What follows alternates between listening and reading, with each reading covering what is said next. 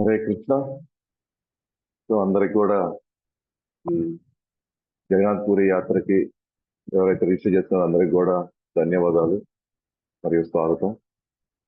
So ఈ రోజు మనం పుణ్యక్షేత్రం ఎందుకు దర్శించాలి, అలాగే అక్కడ మనం తీసుకోవాల్సిన జాగ్రత్తలు, నియమాలు, మనం ఏ భావంలో ఉండాలి అనే దానికి సో ఈ రోజు ఈ చిన్న పరిచయ కార్యక్రమం తీసుకొని సో రేపటి నుంచి ఆ ధామంలో మనం ఏ క్షేత్రాలు మనం చూస్తాము, ఏ మందిరాలు, సో ఎటువంటి లీలలు అన్ని కూడా రేపటి నుంచి మనం వరుసగా ఇదే టైంలో రోజు ఒక గంట సేపు ఇట్లా లైవ్ లో జూమ్ లో మనం వచ్చి మనం చర్చించుకుంటాం అనమాట.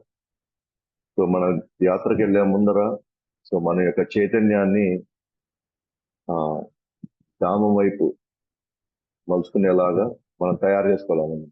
సో లేకపోతే మనం అక్కడికి వెళ్ళినా కూడా మనకి ఈ భౌతిక ప్రపంచంలో మనకున్నటువంటి అనేక బాధ్యతలు, ఒత్తిళ్లు లేదా సంబంధాలు, ఈ చైతన్యంలో మనం వెళ్ళినట్లయితే ఆ యాత్రలో మనం అనుభవించాల్సిన అనుభూతి సో అవన్నీ కూడా మనం కోల్పోతాం అన్నమాట. మనం పొందవలసినటువంటి పూర్తి ప్రయోజనం ఏదైతే ఉందో అది మనం కోల్పోతాం అన్నమాట. కాబట్టి ముందుగా మనం కొంత మన చైతన్యాన్ని మనం కొద్దిగా యాత్ర మీద యాత్రలో పాల్గొనేదానికి మన చైతన్యం తయారు చేసుకుంటున్నాం అన్నమాట. సో దానికి ముందు మనం ఈ రోజు ఈ క్లాస్ లో మనం అక్కడ పుణ్యక్షేత్రం ఎందుకు దర్శించుకోవాలి, అక్కడ తీసుకోవాల్సినటువంటి జాగ్రత్తలు, నియమాలు ఏంటో చూసుకోవాలి.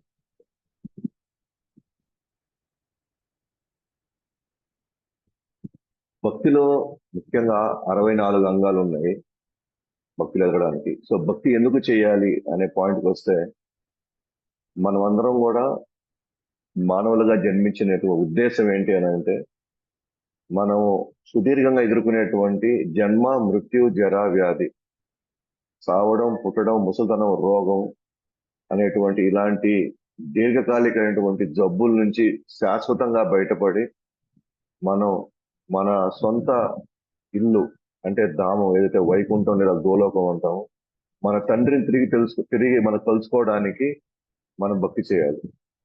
మానవ జన్మ ఆషామాషిగా రాలేదు.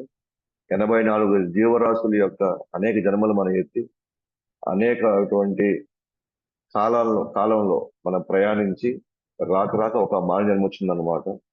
సో మానవులో మనం ఏం చేయాలి అని అంటే, వేదాంత సూత్రం ఏం చెప్తుందంటే, అతతో బ్రహ్మ జిజ్ఞాస.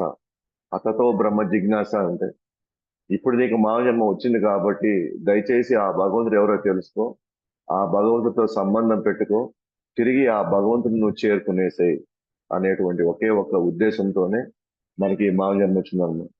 సో ఆ మానవ జన్మ మనం చేయాల్సింది ఏంటి అని అంటే భక్తి చేయాలి. సో ఆ భక్తి చేయడానికి 64 అంగాలు ఉన్నాయన్నమాట పద్మ పురాణం ప్రకారంగా, లేదా స్కంద పురాణం ప్రకారంగా 64 అంగాలు ఉన్నాయి. 64 అంగాల్లో అన్ని మనం పాటించలేనప్పటికీ ఇప్పుడున్నటువంటి మనకున్న బాధ్యతలు, ఉన్నటువంటి మనకి అనేకమైనటువంటి ఒత్తిళ్ళు, సో కనీసం మనం 5 అయినా పాటించాలన్నమాట. ఈ 5 చాలా ముఖ్యమైనవి, చాలా శక్తివంతమైనవి. ఏంటవి అని అంటే, ఒకటి నామ సంకీర్తన. రోజు మనం నామ సంకీర్తన చేయాలి, లేదా నామ జపమైన మనం రోజు తెలుసుకోవాలి. అంటే హరే కృష్ణ మంత్రాన్ని ప్రతిరోజు మనం ఖచ్చితంగా ఆచార్యులు ఇచ్చినటువంటి నియమాల ప్రకారంగా మనం 16 మాలలు అనేది తక్కువ లేకుండా మనం కంపల్సరిగా మనం చేయాలి. 2, భక్తుల సాంగత్యం. నిత్యం భక్తులతో ఉండడం, భక్తుల సాంగత్యాన్ని తీసుకోవడం, భక్తులతో సంబంధాలు సరిగ్గా ఉండడం, ఇది చాలా ముఖ్యమైనది అన్నమాట. 3, శ్రీమద్ భాగవతం యొక్క శ్రవణం కానీ మరియు లేదా పఠనం కానీ 2 కంపల్సరిగా చేయాలన్నమాట. ఇది రోజువారీ క్రమంలో భక్తిలో ముఖ్యమైనటువంటి 5 అంగాల్లో ఇది. 4వది ధామ నివాసం. ధామ నివాసం అంటే భక్తుల సాంగత్యంలో దశానిర్దేశం మరియు ప్రేరణ మరియు సారం, అంటే ఆ పుణ్యక్షేత్రాల సారం. సో ధామం అంటే పుణ్యక్షేత్రాలు. సో పుణ్యక్షేత్రాల్లో ఎంతో కొంత మనం అక్కడ ఉండి అక్కడ కొన్ని రోజులు గడపాలన్నమాట. అప్పుడే మనకి ఆ భగవంతుడు మన హృదయంలో ప్రకటమవడానికి అవకాశం ఉంటుంది. సో 5 అంగాల్లో ఒక అంగం ధామ నివాసం, ధామాన్ని దర్శించుకోవడం, పుణ్యక్షేత్రాలు దర్శించుకోవడం. సో ధామము లేదా పుణ్యక్షేత్రం అంటే యాజ్ పర్ శాస్త్ర ప్రకారం చూస్తే హరి నివసించేటువంటి స్థానాలు, హరి లీలలు చేసేటువంటి స్థానాలు, దాన్ని ధామాలు అంటాం లేదా పుణ్యక్షేత్రాలు అంటాం. అక్కడికి వెళ్ళడానికి కంపల్సరిగా మనం ఒంటరిగా వెళ్ళడానికి లేదన్నమాట. కంపల్సరిగా మనం భక్తుల సాంగత్యంలోనే మనం వెళ్ళాల్సి వస్తుంది. ఓకేనా? ఇట్లా ఒక పెద్ద సమూహంతో, భక్తుల సమూహంతో మనం వెళ్ళాలి. ఎందుకనంటే ఆ సమూహంతో మనకి వెళ్ళకపోతే అక్కడ వివిధమైనటువంటి తత్వాలు, వివిధ సాంప్రదాయాలు, అంటే రకరకాల వ్యక్తులు రకరకాలుగా మన ప్రలోభాలు పెట్టి మనం కంపల్సరీగా డైవర్ట్ అయిపోయి డిస్ట్రాక్ట్ అయిపోవచ్చు అనమాట అక్కడ. లేదా మనకి అక్కడ పోయిన తర్వాత అనవసరమైన ఆందోళనలు మనం పెంచుకోవచ్చు, లేదా తెలియకుండా ఏదో ఒక ట్రాప్ లో మనం పడి మన డబ్బులు మనం పోగొట్టుకుంటాం. లేదా వాళ్ళు చెప్పేటువంటి అమాయక మోసపూరితమైన మాటల్లో మనకి ఏది నిజమో ఏది అబద్ధం తెలుసుకోలేక మనం అక్కడికి వెళ్ళి పుణ్య సంపాదన వాళ్ళు వెళ్ళినప్పుడు అక్కడికి వెళ్తే మనం మోసపోయేసి అసలైన విషయాలను మనం గ్రహించక మనకై మనం ఇబ్బంది పడి అక్కడ తర్వాత అసంతృప్తితో మళ్ళీ మనం తిరిగి రావాల్సి వస్తుంది. కాబట్టి భక్తుల సాంగత్యంలో ఒక ఒక ఒక ఒక వైష్ణవుడి యొక్క సాంగత్యంలో కావచ్చు, లేదా ఒక సీనియర్ భక్తుడి యొక్క సాంగత్యంలో మనం వెళ్ళినట్లయితే మనల్ని జాగ్రత్తగా ఎక్కడ ఎప్పుడు ఎలా అక్కడ ఏమేమి చూడాలి అనేది మొత్తం కూడా మనం చెప్తూ, ఎక్కడ మనం ఎలాంటి జాగ్రత్తలు ఉండాలి, ఎక్కడ మనం ఎలా వ్యవహరించాలి అనే విషయంలో ఆయన మనకు ముందుండి కొంత దిశానిర్దేశం చేస్తారు. కాబట్టి మనం తక్కువ ఇబ్బందులు, తక్కువ ఆందోళన పడకుండా, మోసపోకుండా మళ్ళీ మనం అప్పుడు ఆ ధామం యొక్క విశేషాలని మన హృదయంలోకి మనం పూర్తిగా మనం తీసుకొని ఆ విశేషాలని, ఆ స్మృతుల్ని మళ్ళీ మనం తిరిగి వచ్చిన తర్వాత ఆ స్మృతులతో మనం గడపచ్చు అన్నమాట. ఆ స్మృతులు మనకి జీవిత కాలంలో మనకి ఒక ఒక మంచి జ్ఞాపకాలుగా అవి మిగిలిపోతాయండి. సో దాంతోపాటు లాస్ట్ది విగ్రహారాధన కూడా మనం రోజు కంపల్సరీ అంటే పూజ చేయాలి. అందరికీ విగ్రహాలు ఉండకపోయినా సరే కనీసం మనం ఉన్న పటాలు, రాధాకృష్ణ పటాలు పెట్టుకొని, గురు పరంపర పటాలు పెట్టుకొని మనం వెళ్తాం. ఈ 5 కంపల్సరీగా మనం రోజువారీ క్రమంలో ఎంతో కొంత మీకున్న సమయంలో మనం చేయాలని. సో ఈ 5 అంగాల్లో ఒక అంగం ధామ నివాసం కాబట్టి మనం పుణ్యక్షేత్రాలు కూడా సంవత్సరానికి ఒకసారి లేదా 2 సార్లు మనం అందరం కలుసుకొని వెళ్తున్నాం. సో ఇది ఒక పిక్నిక్ కాదు, ఒక ఎంటర్టైన్మెంట్ కాదు, అలాగే ఏదో కాలక్షేపానికి ఏదో టైం పాస్ కోసం వెళ్ళేదైతే కాదనమాట. ఇది ఒక భక్తి అంగాలంటే చాలా సీరియస్ సబ్జెక్ట్ అన్నమాట. ఇది భగవంతుడిని మర్చిపోయినటువంటి భగవంతుడి సంబంధాన్ని మళ్ళీ మనం పునరుద్ధరించుకోవడానికి ఉండేటువంటి ఇది ఒక అవకాశం అన్నమాట మనకి. సో కాబట్టి ఎవరు కూడా ఈ ఈ ఈ తీర్థయాత్రని ఏదో కాలక్షేపం కోసమనో, లేకపోతే ఏదో మనం వచ్చి లేదా డబ్బులు ఎక్కువైపోయానో, అది ఇప్పుడు సెలవులు వచ్చాయి కాబట్టి వెళ్ళాలనో, దయచేసి అటువంటి భావంలో మాత్రం మనం తీర్థయాత్ర అసలు చేయకూడదు అనమాట. అది ఓకే.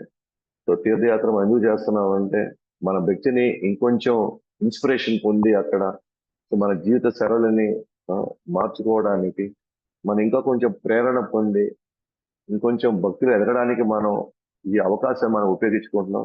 అండ్ ఇంకొకటి, మన ధామంలో ప్రవేశిస్తున్నామంటే ఏదో మనం ఊహించుకొని లేదా మనం ఏదో తలుచుకొని వెళ్ళేది కాదనమాట. అది భగవంతుడి యొక్క దయ, వాళ్ళ అనుగ్రహం లేకపోతే మనం అక్కడ ఒక అడుగు కూడా మనం పెట్టలేమన్నమాట. అండ్ భక్తుల సాంగత్యంతో మనం కానీ పోలేకపోతే అక్కడ ఏదైతే మనం అసలైనటువంటి ప్రయోజనం పొందాలో ఆ ప్రయోజనాన్ని మనం పొందకుండా మళ్ళీ మనం పాపాలని మళ్ళీ మూటగట్టుకొని, అపరాధాలను మూటగట్టుకొని మళ్ళీ వస్తాం అన్నమాట తిరిగి.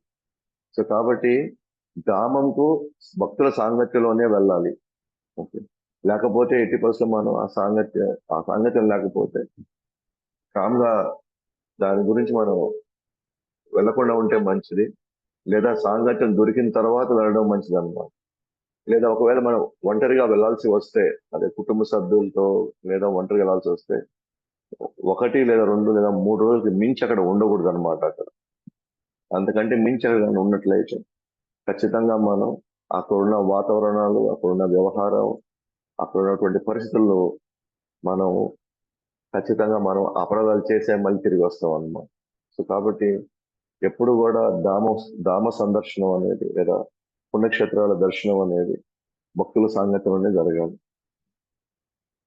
కాబట్టి మొదటి ప్రశ్న ఒకవేళ వస్తే ఎందుకు మనం ఈ పుణ్యక్షేత్రాలని మనం ఎందుకు దర్శించుకోవాలి? పుణ్యక్షేత్రాలను మనం ఎందుకు దర్శించుకోవాలి? ఎందుకు వెళ్ళాలి? ఎందుకని అంటే గుళ్ళు ఇక్కడే ఉన్నాయి. ఇక్కడ చుట్టుపక్కల ఎన్నెన్నో క్షేత్రాలు కూడా ఉన్నాయి. ఎక్కడో దూరానికి ఎక్కడో ఉండే ఉత్తర భారతదేశంలోనో ఎక్కడో దక్షిణ భారతదేశంలో కొన్ని వందల కిలోమీటర్లు దాటి డబ్బులు మొత్తం అంటే ఇక్కడ కూడా భగవంతున్నాడు కదా, ఇక్కడ కూడా గుళ్ళు ఉన్నాయి కదా, ఇక్కడ కూడా పూజలు జరుగుతున్నాయి కదా, ఇక్కడ కూడా మనం అక్కడ దాకా ఎందుకు వెళ్ళాలి? అసలు ధామానికి ఎందుకు దర్శించుకోవాలి? ఎందుకంటే ఇప్పుడు చెప్పాం కదా, ముఖ్యమైన 5 అంగాల్లో ఒకటి అది. అందువల్ల కంపల్సరీగా మనం వెళ్ళాలి. 2, ఆ ధామాలకి మనం ఎందుకు వెళ్ళాలి? ఆ పవిత్ర క్షేత్రాలకు ఎందుకు వెళ్ళాలంటే సాక్షాత్తు భగవంతుడు నివసించి లీలలు కావించిన ప్రదేశాలు.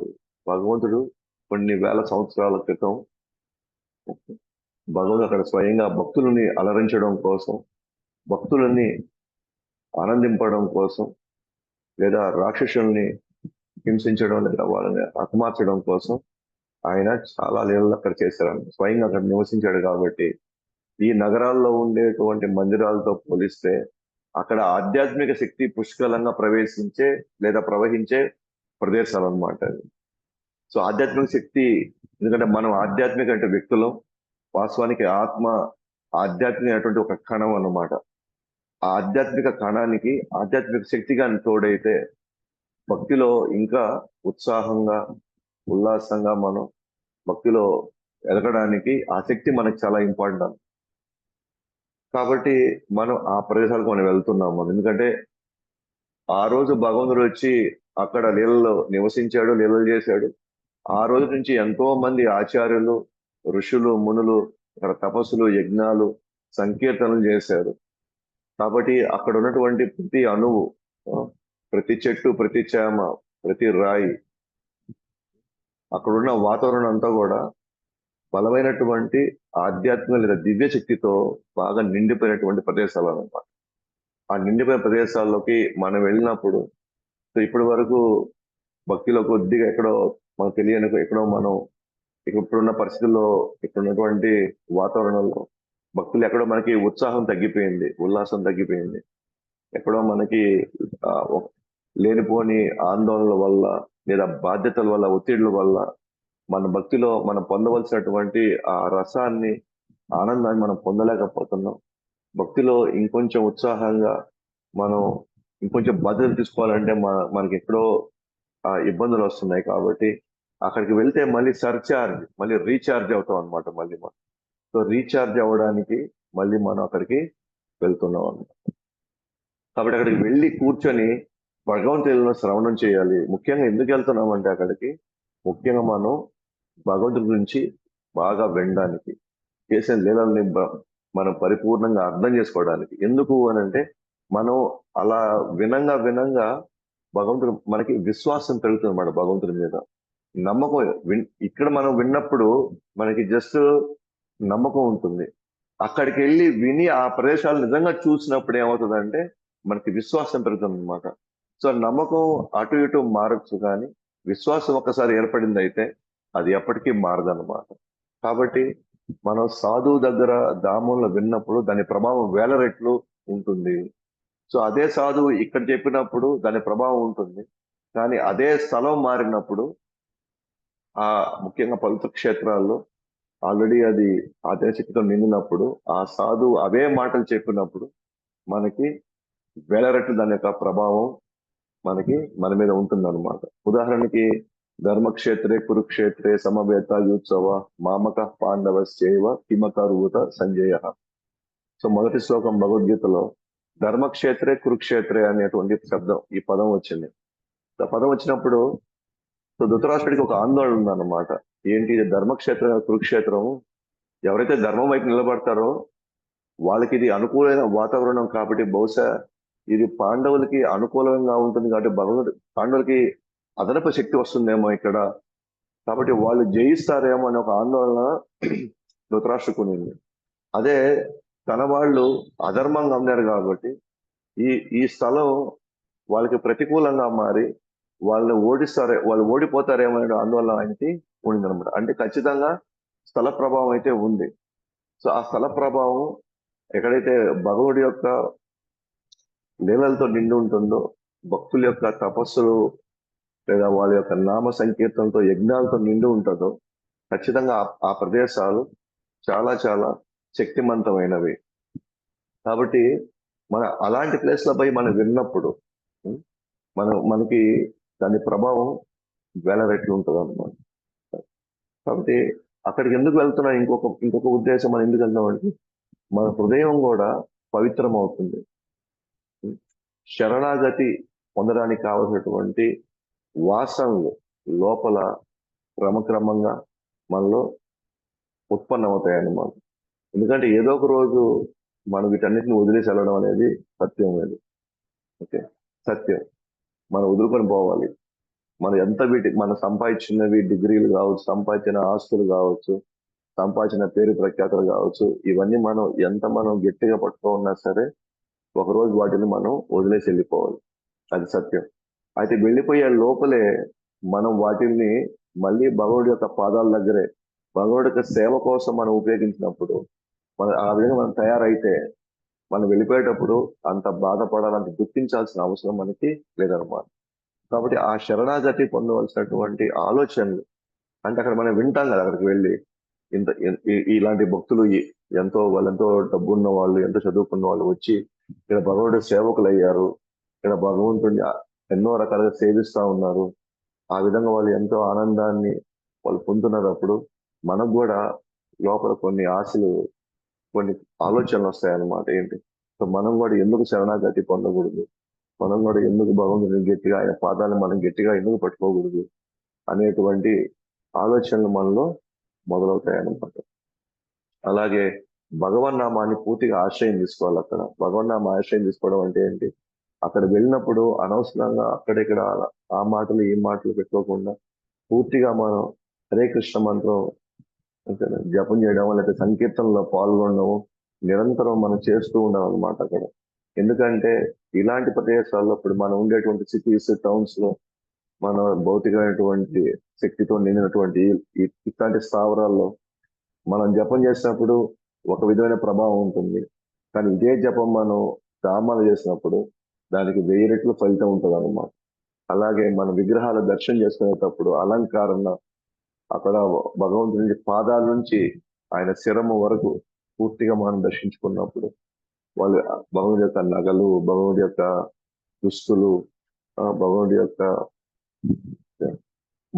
ముఖార విందము ఇవన్నీ మనం చక్కగా దర్శించినప్పుడు మనకు తెలియకుండా మన హృదయం క్రమక్రమంగా వైకుంఠం లాగా మారుతుంది అనమాట. మన హృదయం వైకుంఠం లాగా, స్వయంగా వైకుంఠమే అయిపోతుంది. వైకుంఠం లాగా కాదు, అది వైకుంఠంగా మారిపోతుంది. అంటే వైకుంఠంగా మారడం అంటే ఏంటి, మన జీవితంలో ఇంకా ఈర్ష్య, ద్వేషాలు, కామక్రోధ, మదమత్సలు అనేది ఏమీ లేకుండా భగవంతుడు సాక్షాత్తు భగవంతుడు వచ్చి నివసించేదానికి ఒక మంచి అవకాశం ఇది. ఈ ధామ దర్శనాలు మనకి అవకాశం ఇస్తాయన్నమాట. కాబట్టి మామూలు రోజుల్లో అన్ని రకాల బాధ్యతలు, పనులు, ఒత్తిళ్ల మధ్య మన భక్తిపై కేంద్రీకరించడం మనమే చూస్తున్నాం. చాలా మంది ఇక్కడ పదహార్మాలు చేయడంలో పనులు ఉన్నాయి, అవి ఉన్నాయి కాబట్టి మన ఫోకస్ ఎక్కువ పెట్టలేకపోతుంది. ఎందుకంటే అన్ని రకాలటువంటి షెడ్యూల్స్ మనకి ఎప్పుడూ ఫిక్స్ అయి ఉన్నాయి. కానీ అదే మనం ధామంకి వెళ్ళినప్పుడు ఏమవుతుందంటే ఇంక ఈ పనులు ఏమి ఉండవు. మనకి పని అంతా ఒకటే ఉంటుంది, కూర్చొని నామ సంకీర్తన చేసుకుంటూ, కథ వింటూ, ప్రసాదం తీసుకుంటూ భక్తుల యొక్క అనుభవాల్ని మనం వాళ్ళ దగ్గర నుంచి తెలుసుకుంటూ, వాళ్ళ దగ్గర నుంచి నేర్చుకుంటూ, ఇంక వేరే పనే లేదు కాబట్టి, సో పూర్తి స్థాయిలో భగవంతుడికి, భగవంతుడి నామానికి మనం పూర్తి ఏకాగ్రత పెట్టచ్చు, పూర్తిగా మనం నిమగ్నం అవచ్చు అన్నమాట. సో అందువల్ల భగవద్ధామానికి వెళ్ళడం ఎందుకు వెళ్ళాలి అని అంటే, మనం ఆలోచించాల్సింది ఏంటంటే, ఇట్లాంటి ఆధ్యాత్మిక అంటే దివ్యమైనటువంటి శక్తి అక్కడ ప్రవహిస్తుంది కాబట్టి, దాన్ని మనం పెంపొందించుకోవడం వల్ల మనం ఆధ్యాత్మికంగా చాలా ఉల్లాసంగా, ఉత్సాహంగా ఈ భక్తిలో ఇంకొంచెం పురోగమించడానికి మనకు ఒక అవకాశం మనకు దొరుకుతుంది అనమాట.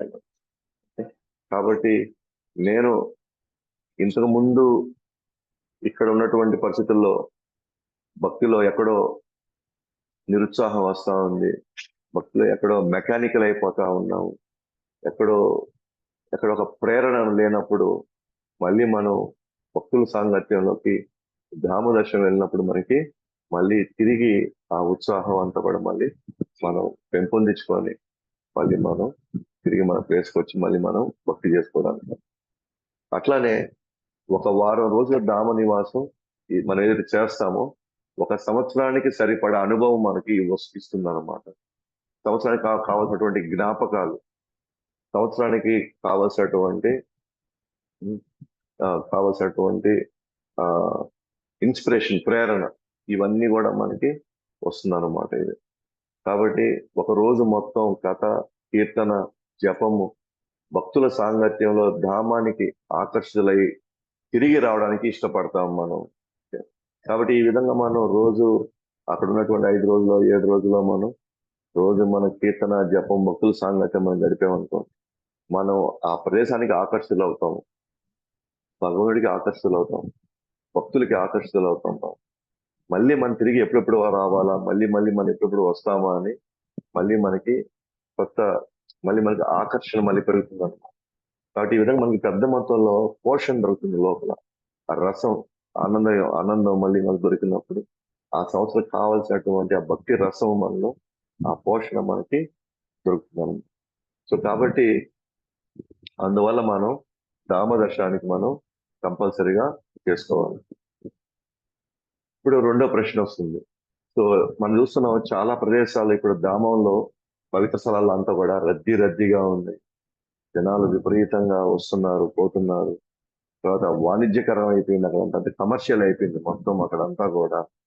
కాబట్టి ఇప్పుడు అక్కడికి వెళ్ళి ఆ పెద్ద ఆ రద్దీలో మనం వెళ్ళి క్యూలో నిలబడి సరిగ్గా రూములు దొరక్క, సరిగ్గా దర్శనాలు దొరక్క, ఇంత కష్టపడి అక్కడ దాకా వెళ్ళడం మనకు అవసరమా? మనం ఎక్కడున్నా సరే అక్కడ ఉండి మనం దండం పెట్టుకోలేమో, ఎక్కడున్నా సరే అక్కడ ఉండి మనం భగవంతుని తలుచుకోలేమో అని అంటే లేదు. ఎస్, ఖచ్చితంగా దురదృష్టకరమే. ఆ ధర్మం పేరుతో, సంప్రదాయాల పేరుతో ఎంతో మంది అక్కడ డబ్బుల్ని సంపాదించడం, సో మనల్ని వేధించడం, డబ్బులు అక్కడ ఇవ్వమని, ఇక్కడ ఇవ్వమని, ఇలా ఇవ్వమని, అలా ఇవ్వమని. అలాగే అక్కడ చాలా ప్లేసులు అంటే కమర్షియల్ కాంప్లెక్స్ వచ్చేసాయి, పెద్ద పెద్ద మాల్స్ వచ్చేసాయి, అంతా కూడా మొత్తం ఆధునీకరణ అయిపోయింది మొత్తం కూడా.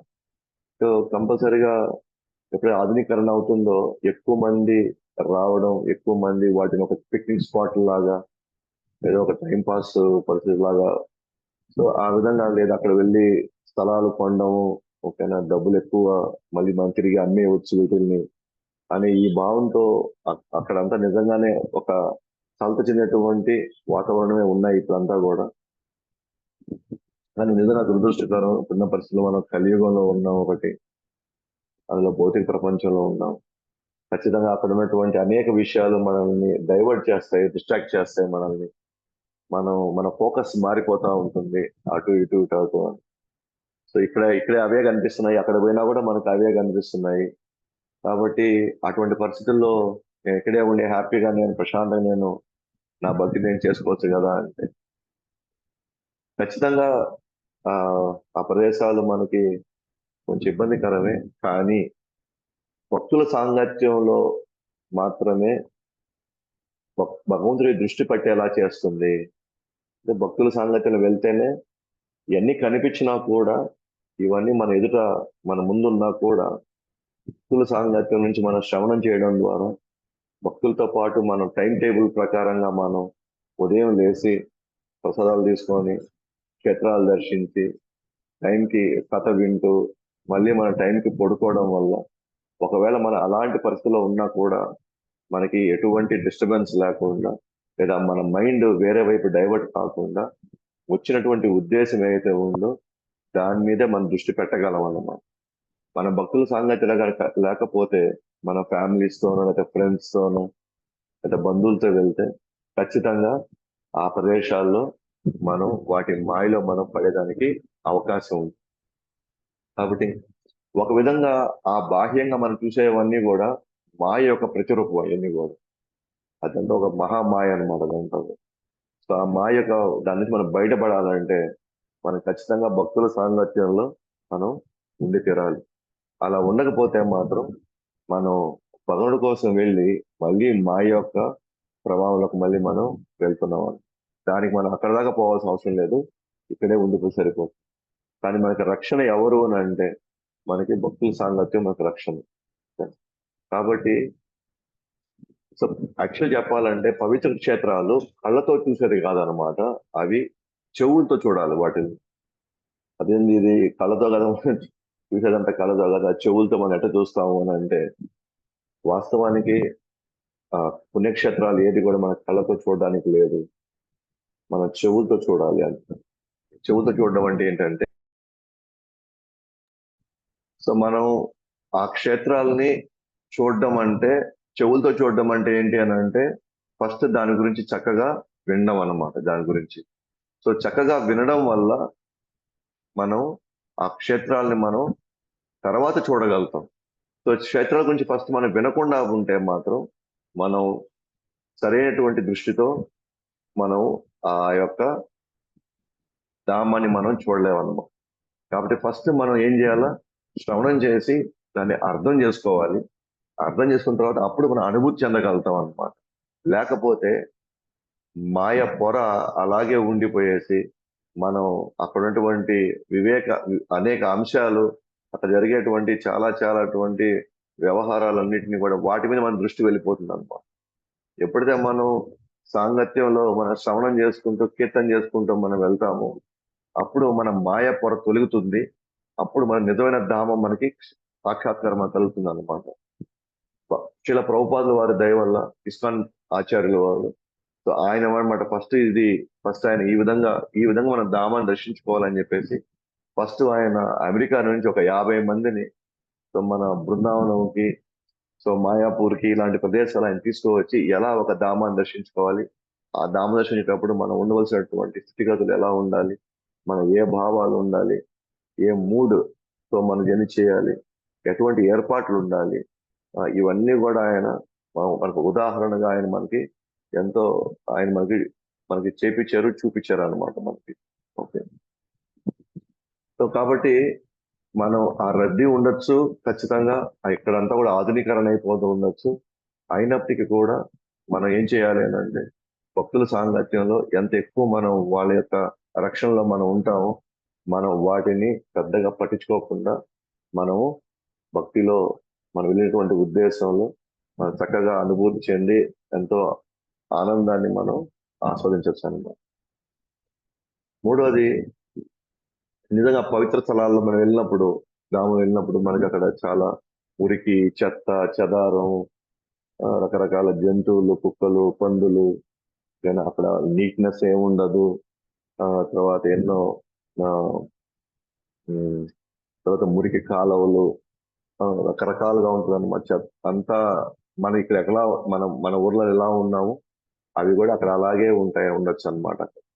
ఇక్కడ ఏమి పెద్ద తేడా ఉండకపోవచ్చు బాహ్యంగా, ఎందుకంటే గవర్నమెంట్ అక్కడ రకరకాలు ఉన్నారు, వ్యక్తుల యొక్క సంస్కారాలు, వాళ్ళ అలవాట్లు, ఇవన్నీ కూడా చాలా వరకు ఆ ప్రదేశాలని నిజంగా దుమ్ము, ధూళి, మట్టి, చెత్త, చెదారం ఆ విధంగా మనకి కనిపిస్తున్నారు.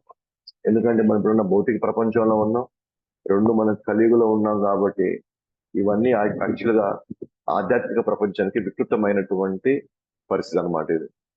ఇది వికృత రూపం ఇది.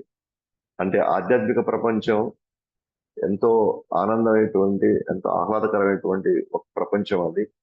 కానీ దాని యొక్క వికృత రూపాన్ని మనం చూస్తున్నాం అన్నమాట. నిజంగా మనకు చాలా కష్టంగా అనిపిస్తుంది చూడడానికి అక్కడ ఇవన్నీ కూడా. ఎందుకంటే మనం శాస్త్రాల్లో మనకు గొప్పగా వర్ణించడం అన్నమాట. పవిత్ర ధామాల్లో వాతావరణం ఎలా ఉంటుంది, అక్కడ కోయిలలు, ఉదాహరణ మన బృందావనం అనే మన పేరైతే ఉంటుంది, ఆవులు, అక్కడ ఉన్నటువంటి ఆ నెమళ్ళు ఎలా ఉంటాయి, అక్కడ ఆ చెట్లన్నీ ఎలా స్పందిస్తాయి భగవంతుడికి, అలాగే అక్కడ ఉన్నటువంటి భగవద్ భక్తులు, కృష్ణ భక్తులు ఏ విధంగా వాళ్ళు ఒకరినొకరు ఎంతో గొప్పగా వాళ్ళు ప్రేమించారు, అనురాగాలు పొంది, ఇవన్నీ మనం విన్నప్పుడు మనం కూడా అక్కడికి వెళ్తే ఇలాగే ఉంటదేమో అక్కడ కూడా. కాబట్టి మనం ఎంతో ప్రేరణ పొంది మనము అటువంటి వాతావరణంకి వెళ్ళాలి అని మనకు అనిపిస్తుంది. కానీ ఇవాళ వెళ్ళినప్పుడు అవన్నీ మనకు కనబట్టలేదు అక్కడ. వాస్తవానికి ఇప్పుడు కలియుగం కాబట్టి అవన్నీ మనకి ప్రస్తుతానికి అవన్నీ మనం కోరుకోలేము. అవన్నీ మనం అసలు కోరుకోలేము అనమాట.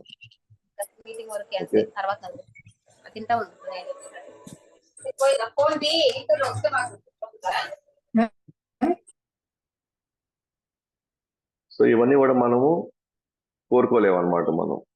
కాబట్టి మనం ఏ విధంగా ఉండాలంటే ఒక తేనెటీగ లాగా ఉండాలంట మనం. తేనెటీగ ఏం చేస్తుంది అక్కడ? తేనెటీగ మనం దానికి ఎన్నో రకాలటువంటి అక్కడ చెట్లు చేమలు ఉన్నా సరే వెళ్ళి ఏం చేస్తుంది? వెళ్ళి మకరందం ఎక్కడుందో అక్కడ మాత్రమే వెళ్తుంది, తేనె ఎక్కడ ఉంటుందో అక్కడ మాత్రమే వెళ్తుంది.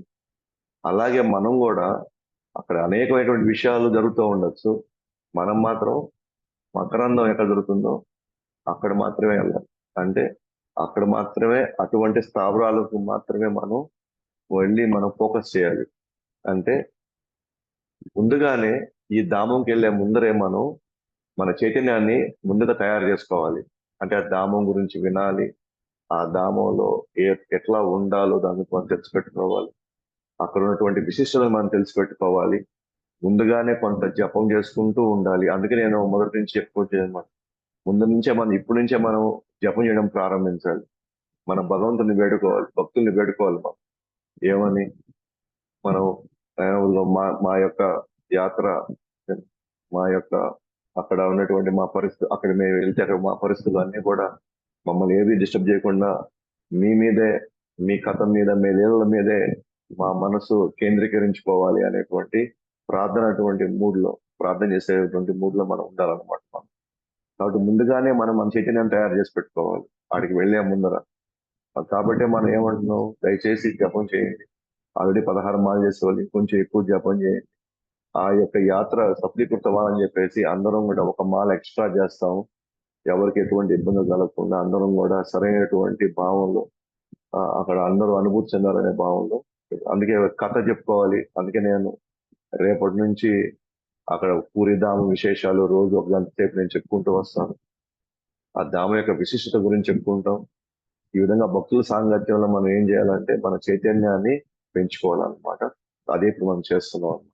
ఈ మూడ్లో మనం వెళ్ళినప్పుడు మాత్రమే అక్కడ ఎటువంటి వికృతమైనటువంటి పరిస్థితులు ఉన్నప్పటికీ కూడా మన మనసు వాటి మీద వెళ్లకుండా మనం కంపల్సరిగా మన యొక్క ఫోకస్ అంతా కూడా కేవలం భగవంతుడు లీలలు, సో భక్తులు, అక్కడ మనం పొందవలసినటువంటి అనుభూతి మొత్తం మనం పొందగలుగుతాం అన్నమాట మనం. కానీ అలా తయారు చేసుకోకపోతే బాహ్య వాతావరణంపై మాత్రమే దృష్టి సారిస్తాం. సో ముందు మనం ఇలా తయారు చేసేది అనుకోండి, ఖచ్చితంగా మన మనసు ఈ రోజు బాహ్య ఇక్కడ ఉన్నటువంటి పరిస్థితులు ఎలా ఉందో అక్కడ వెళ్ళినప్పుడు కూడా మన మనసు అలాగే పనిచేస్తుంది. కాబట్టి ఎక్కడ హోటల్స్ ఉన్నాయి, ఎక్కడ పోయి మనం తినాలి, ఎటువంటి హోటల్స్ లో, ఎటువంటి 5 స్టార్ హోటల్స్ లో, 5 స్టార్ ఫెసిలిటీస్ లో మనం ఉండాలి, మనం ఎటువంటి ట్రాన్స్పోర్ట్, కారు విలాసవంతంగా మనం ఎలా అక్కడ పోయి మనం గడపాలి, ఈ చర్యల్లో మనం ఉంటాం అన్నమాట. సో దానివల్ల అక్కడికి పోయి ఇవన్నీ చేసుకోవాల్సిన అవసరం లే. మనం పిక్నిక్స్ లో లేకపోతే ఇంకేదైనా టూర్స్ లో మనం మాల్గా వెళ్ళి ఇలాంటి పనులన్నీ అక్కడ మనం చేయొచ్చు అన్నమాట. కానీ అది పవిత్ర స్థలాలకు వెళ్ళినప్పుడు మనం వీటి మీద మన దృష్టి పోకుండా ఉండాలన్నమాట. కాబట్టి నామదర్శనం యొక్క ఉద్దేశం ఎప్పుడు గుర్తుపెట్టుకోవాలి. ఇక్కడ వచ్చింది దేనికి అంటే నా భక్తి సీరియస్నెస్ పెంచుకోవడానికి. నేను ఇక్కడికి వచ్చింది తపస్సు చేసుకోవడానికి. ఒకవేళ కొన్ని కష్టాలు, కొన్ని ఇబ్బందులు ఉన్నా సరే శారీరకంగా నేను భరించి, కొంత నేను వాటిని ఓపికతో, సహనంతో నేను ఉండి, నేను భక్తులతో సహకరించుకుంటూ నేను ముందుకెళ్ళాలి. కాబట్టి ఎప్పుడు నేను ఏం చేయాలా, భగవంతుడు మరియు భక్తుల పట్ల కృతజ్ఞత ఉండాలన్నమాట. అరే భగవంతుడు ఎంత దయచలిసిపోతే నాకు ఇక్కడ పంపించాడు, భగవాన్ యొక్క అనుగ్రహం ఉంది కాబట్టి నేను ఈరోజు ఇక్కడికి రాగలిగాను. భగవంతుడు ఎంత దయామయుడు కాకపోతే నాలాంటి వాడు కూడా ఆయన్ని ఈ ధామను దర్శించుకోవడానికి, భక్తులతో వచ్చేదానికి ఆయన నాకు అనుమతి ఇచ్చాడు అని మన కృతజ్ఞత భావాన్ని ఎప్పుడు పెట్టుకోవాలి. అలాగే భక్తుల పట్ల కృతజ్ఞత, మన ఫస్ట్ ఆఫ్ ఆల్ ఇక్కడికి తీసుకొచ్చినందుకు, ఇక్కడికి ఏది ఈ కృష్ణ చైతన్యంలోకి లేదా ఈ యాత్రకి మనల్ని కొంతమంది భక్తులు మనం రావాలని చెప్పేసి మన పేర్లు అక్కడ ఇచ్చారు. మన పేర్లు అక్కడ వాళ్ళు ఇచ్చున్నారు. రెండోది రేపు మన ధామంలో ఉన్నప్పుడు యాత్రలో భాగంగా ఎంతో మంది మనకు సేవ చేస్తారు. మనకి అక్కడ ఓకే, మనకి ముందుగానే ఉండి మనకి రూమ్లు ఏర్పాటు చేసి, ముందుగానే మనకి ప్రసాదాలు ఏర్పాటు చేసి, సో మనం ఉండేదానికి, మనకి ఏదైనా ఇబ్బంది కలిగితే మనకి సేవ చేసుకోవడానికి కొంతమంది భక్తులు మనకి ముందు సౌకర్యాలు ఏర్పాటు చేయడం వల్ల మనం అక్కడ మన యొక్క యాత్ర సఫలీకృతం అవుతుంది. వాళ్ళందరి పట్ల మనకి కృతజ్ఞత ఉండాలన్నమాట. అంతేగాని నేను డబ్బులు ఇచ్చాను కాబట్టి మీరు చేయాలా, మేము డబ్బులు ఇచ్చాం కాబట్టి మీరు అది మీ హక్కు, అది మీ యొక్క బాధ్యత. సో లేకపోతే మేము దీనికంటే ఇంకా పెద్ద యాత్రలు చేసుకోగలుగుతాం, ఇంకా ఎక్కువ డబ్బులు ఖర్చు పెట్టుకోగలుగుతాం, మేము ఇంకా గొప్ప గొప్ప స్థావరాలపై మేము ఉండగలుగుతాం.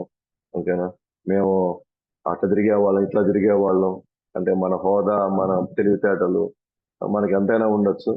కానీ ఆ ఉద్దేశంతో కానీ మనం కానీ వచ్చినట్లయితే మాత్రం ఈ ధామ యొక్క మనం పొందాల్సినటువంటి ప్రయోజనాన్ని, అనుభూతిని మాత్రం మనం పొందలేమన్నమాట మనం. ఓకే, కాబట్టి మన చైతన్యాన్ని ముందటి నుంచే మనం తయారు చేసి పెట్టుకోవాలి. ఆ తయారు చేసుకునే భాగంగానే ఈ 10-15 రోజులు మనం తీసుకున్నటువంటి ఈ క్లాసెస్ అన్నమాట ఇవన్నీ కూడా.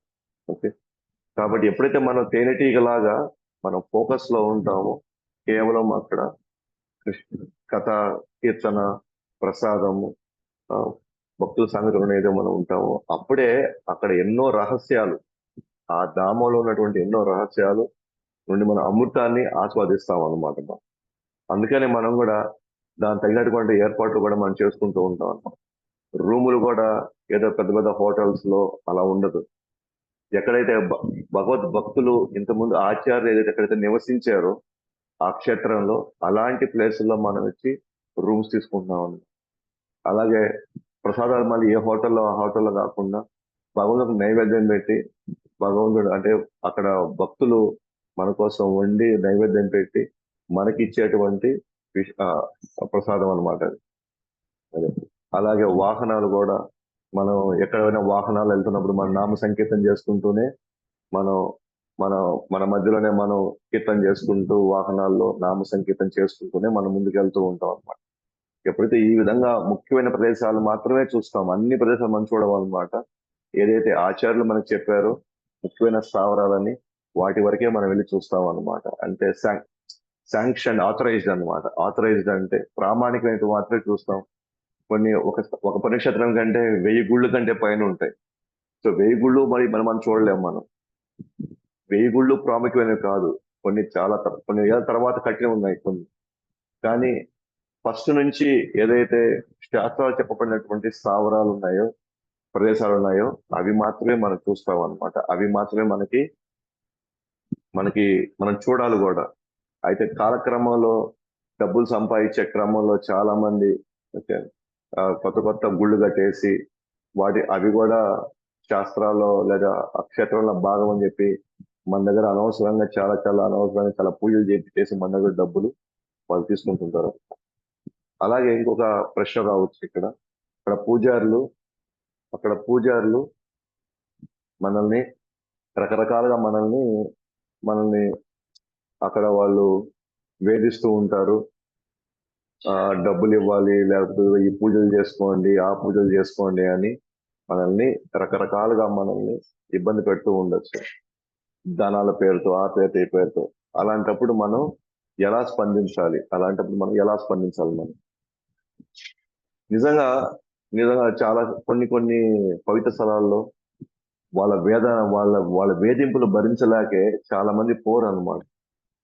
కోర్స్ అక్కడ భగవంతుడు వచ్చాడు, లీలలు చేశాడు. నిజంగా అక్కడ ఆధ్యాత్మిక శక్తి, దివ్య శక్తులు ఉన్నాయి అక్కడ.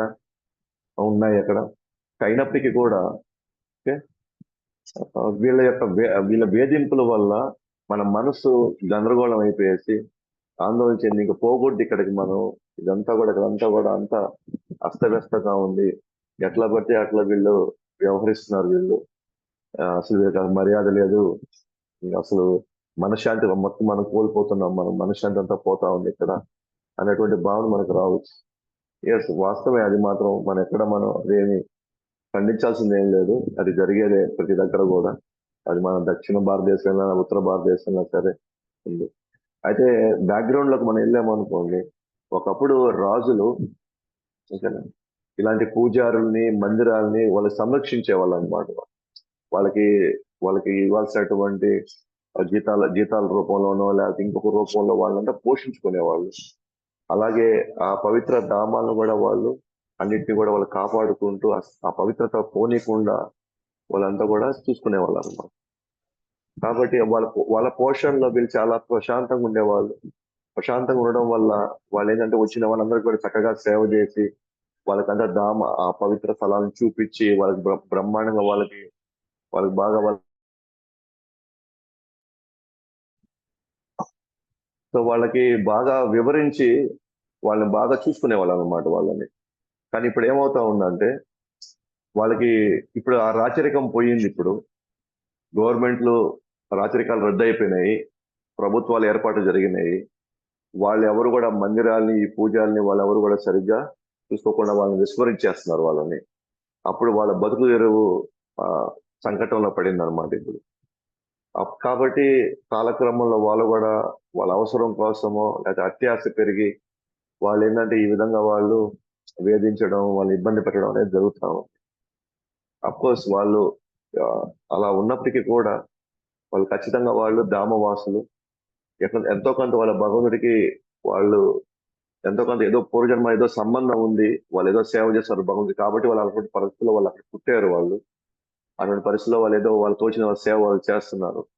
కాబట్టి అటువంటి వాళ్ళు మనకు ముందు వచ్చినప్పుడు, మనకు దగ్గర వచ్చినప్పుడు దామంలో కొన్ని ముఖ్య సూత్రాలు ఒక సూత్రం ఉందన్నమాట.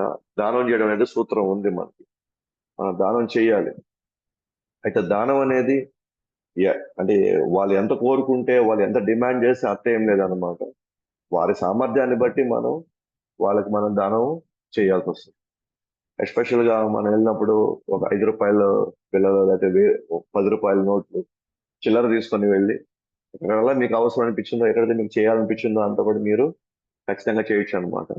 కానీ వాళ్ళని మనం అసహించుకోవడం, వాళ్ళని అగౌరవపరచడం అనేది మాత్రం మనం చేయకూడదు అనమాట. వాళ్ళని గౌరవించాలి.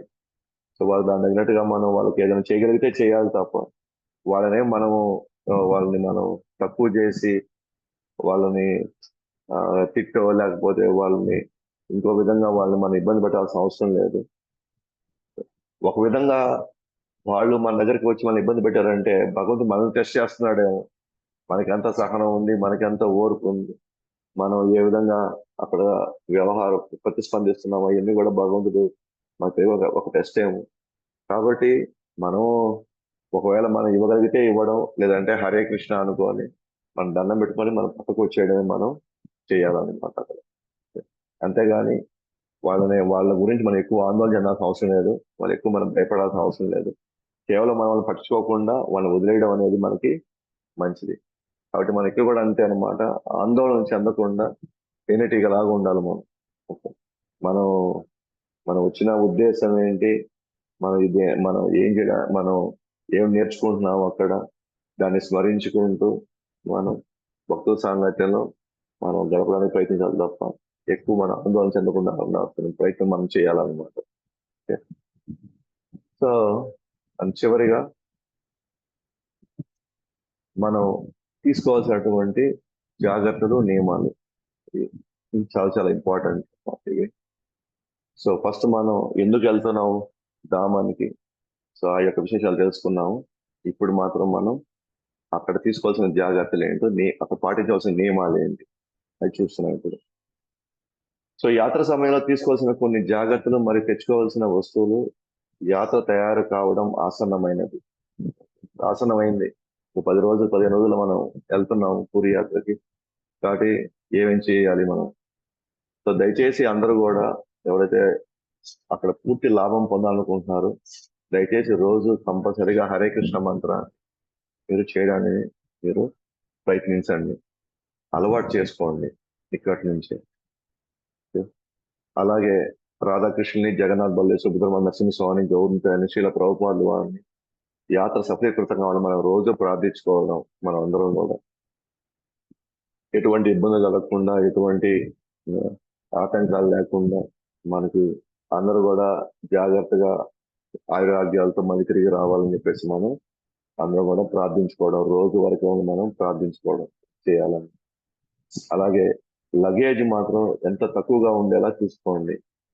మీ లగేజ్ మీదే బాధ్యత, ప్లస్ మీరే మోసుకోవాల్సి వస్తుంది. మనం మోసే వాళ్ళు మాత్రం ఎవరు ఇక్కడ లేరు. కాబట్టి అక్కడ మనం ఉతుక్కోవడానికి, ఆరేసుకోవడానికి అయితే అవకాశం ఖచ్చితంగా ఉంది. సో మీకు ఆ అవకాశం అట్లా ఉంటే మాత్రం తక్కువ తెచ్చుకోండి.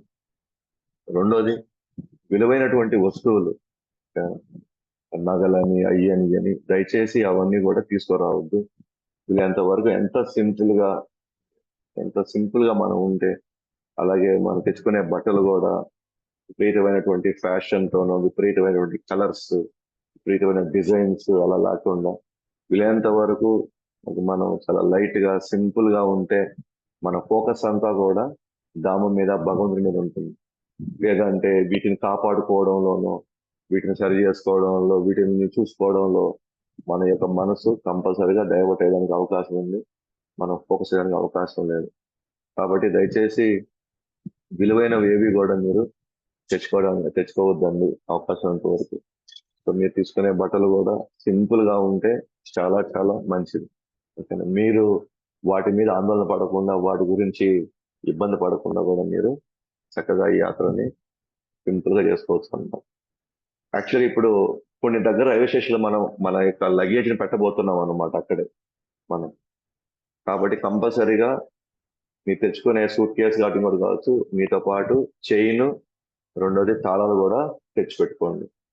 చైన్ తెచ్చుకోలేకపోయినా పర్వాలేదు, కానీ బ్యాగులకి వాటికి తాళం వేసుకోవడం లేదా వాటిని మీరు లాక్ చేసి పెట్టుకోవడం జరగాలి. ఎందుకంటే కొన్ని దగ్గరలో మనం క్లాక్ రూమ్ లో పెట్టాల్సి వస్తుంది. మీరు పోయేసి ఒక 2 గంటలు 3 గంటలు మళ్ళీ తిరిగి స్టేషన్కి వచ్చేయాలన్నమాట. సో అందువల్ల మనం కంపల్సరీగా మీరు ఈ ఈ లగేజ్ కావాల్సినటువంటి జాగ్రత్తలు లేదా చైన్స్ కూడా తెచ్చిపెట్టుకుంటే మీరు రైల్వే ప్రయాణ వాటిల్లో మీరు కింద తాళం వేసుకొని వెళ్ళిపోవచ్చు. సో రాత్రి మనం పడుకున్నప్పుడు ఇంకోటి ఎవరెవరో వస్తుంటారు. అండ్ ముఖ్యంగా మనం నార్త్ వైపు వెళ్తున్నాం కాబట్టి అటు ఇటుగా ఎవరో ఒకరు వస్తుంటారు, కూర్చుంటారు, పోతూ ఉంటారు. కాబట్టి ఎవరెవరు జాగ్రత్తలో వాళ్ళు ఉండడం అనేది చాలా చాలా మంచిది. మన వైపు నుంచి ఎంత జాగ్రత్తగా ఉంటే మనకు అంత ఇబ్బంది లేకుండా కూడా ఉంటుంది అన్నమాట. సో కాబట్టి లగేజ్ సంబంధించి మీకు చెప్పాను. క్లాక్ రూమ్ లో కంపల్సరీగా మనం వినియోగిస్తాము. చిన్న చిన్న లగేజ్ అవసరం లేదు, మన చేత మనం ఎదుకు వెళ్ళిపోవచ్చు. కానీ పెద్ద పెద్ద లగేజెస్ మాత్రం కంపల్సరీగా కాళ్ళని చెవులు ఉండేటట్టు భద్రపరచుకోవడం అనేది మనం కంపల్సరీగా మనం చూసుకోవాలి. మూడోది, ప్రభుజీలు, మాతాజీలు వేరువేరుగా ఉండబోతారు కాబట్టి వేరువేరుగా లగేజెస్ ప్యాక్ చేసి పెట్టుకోండి.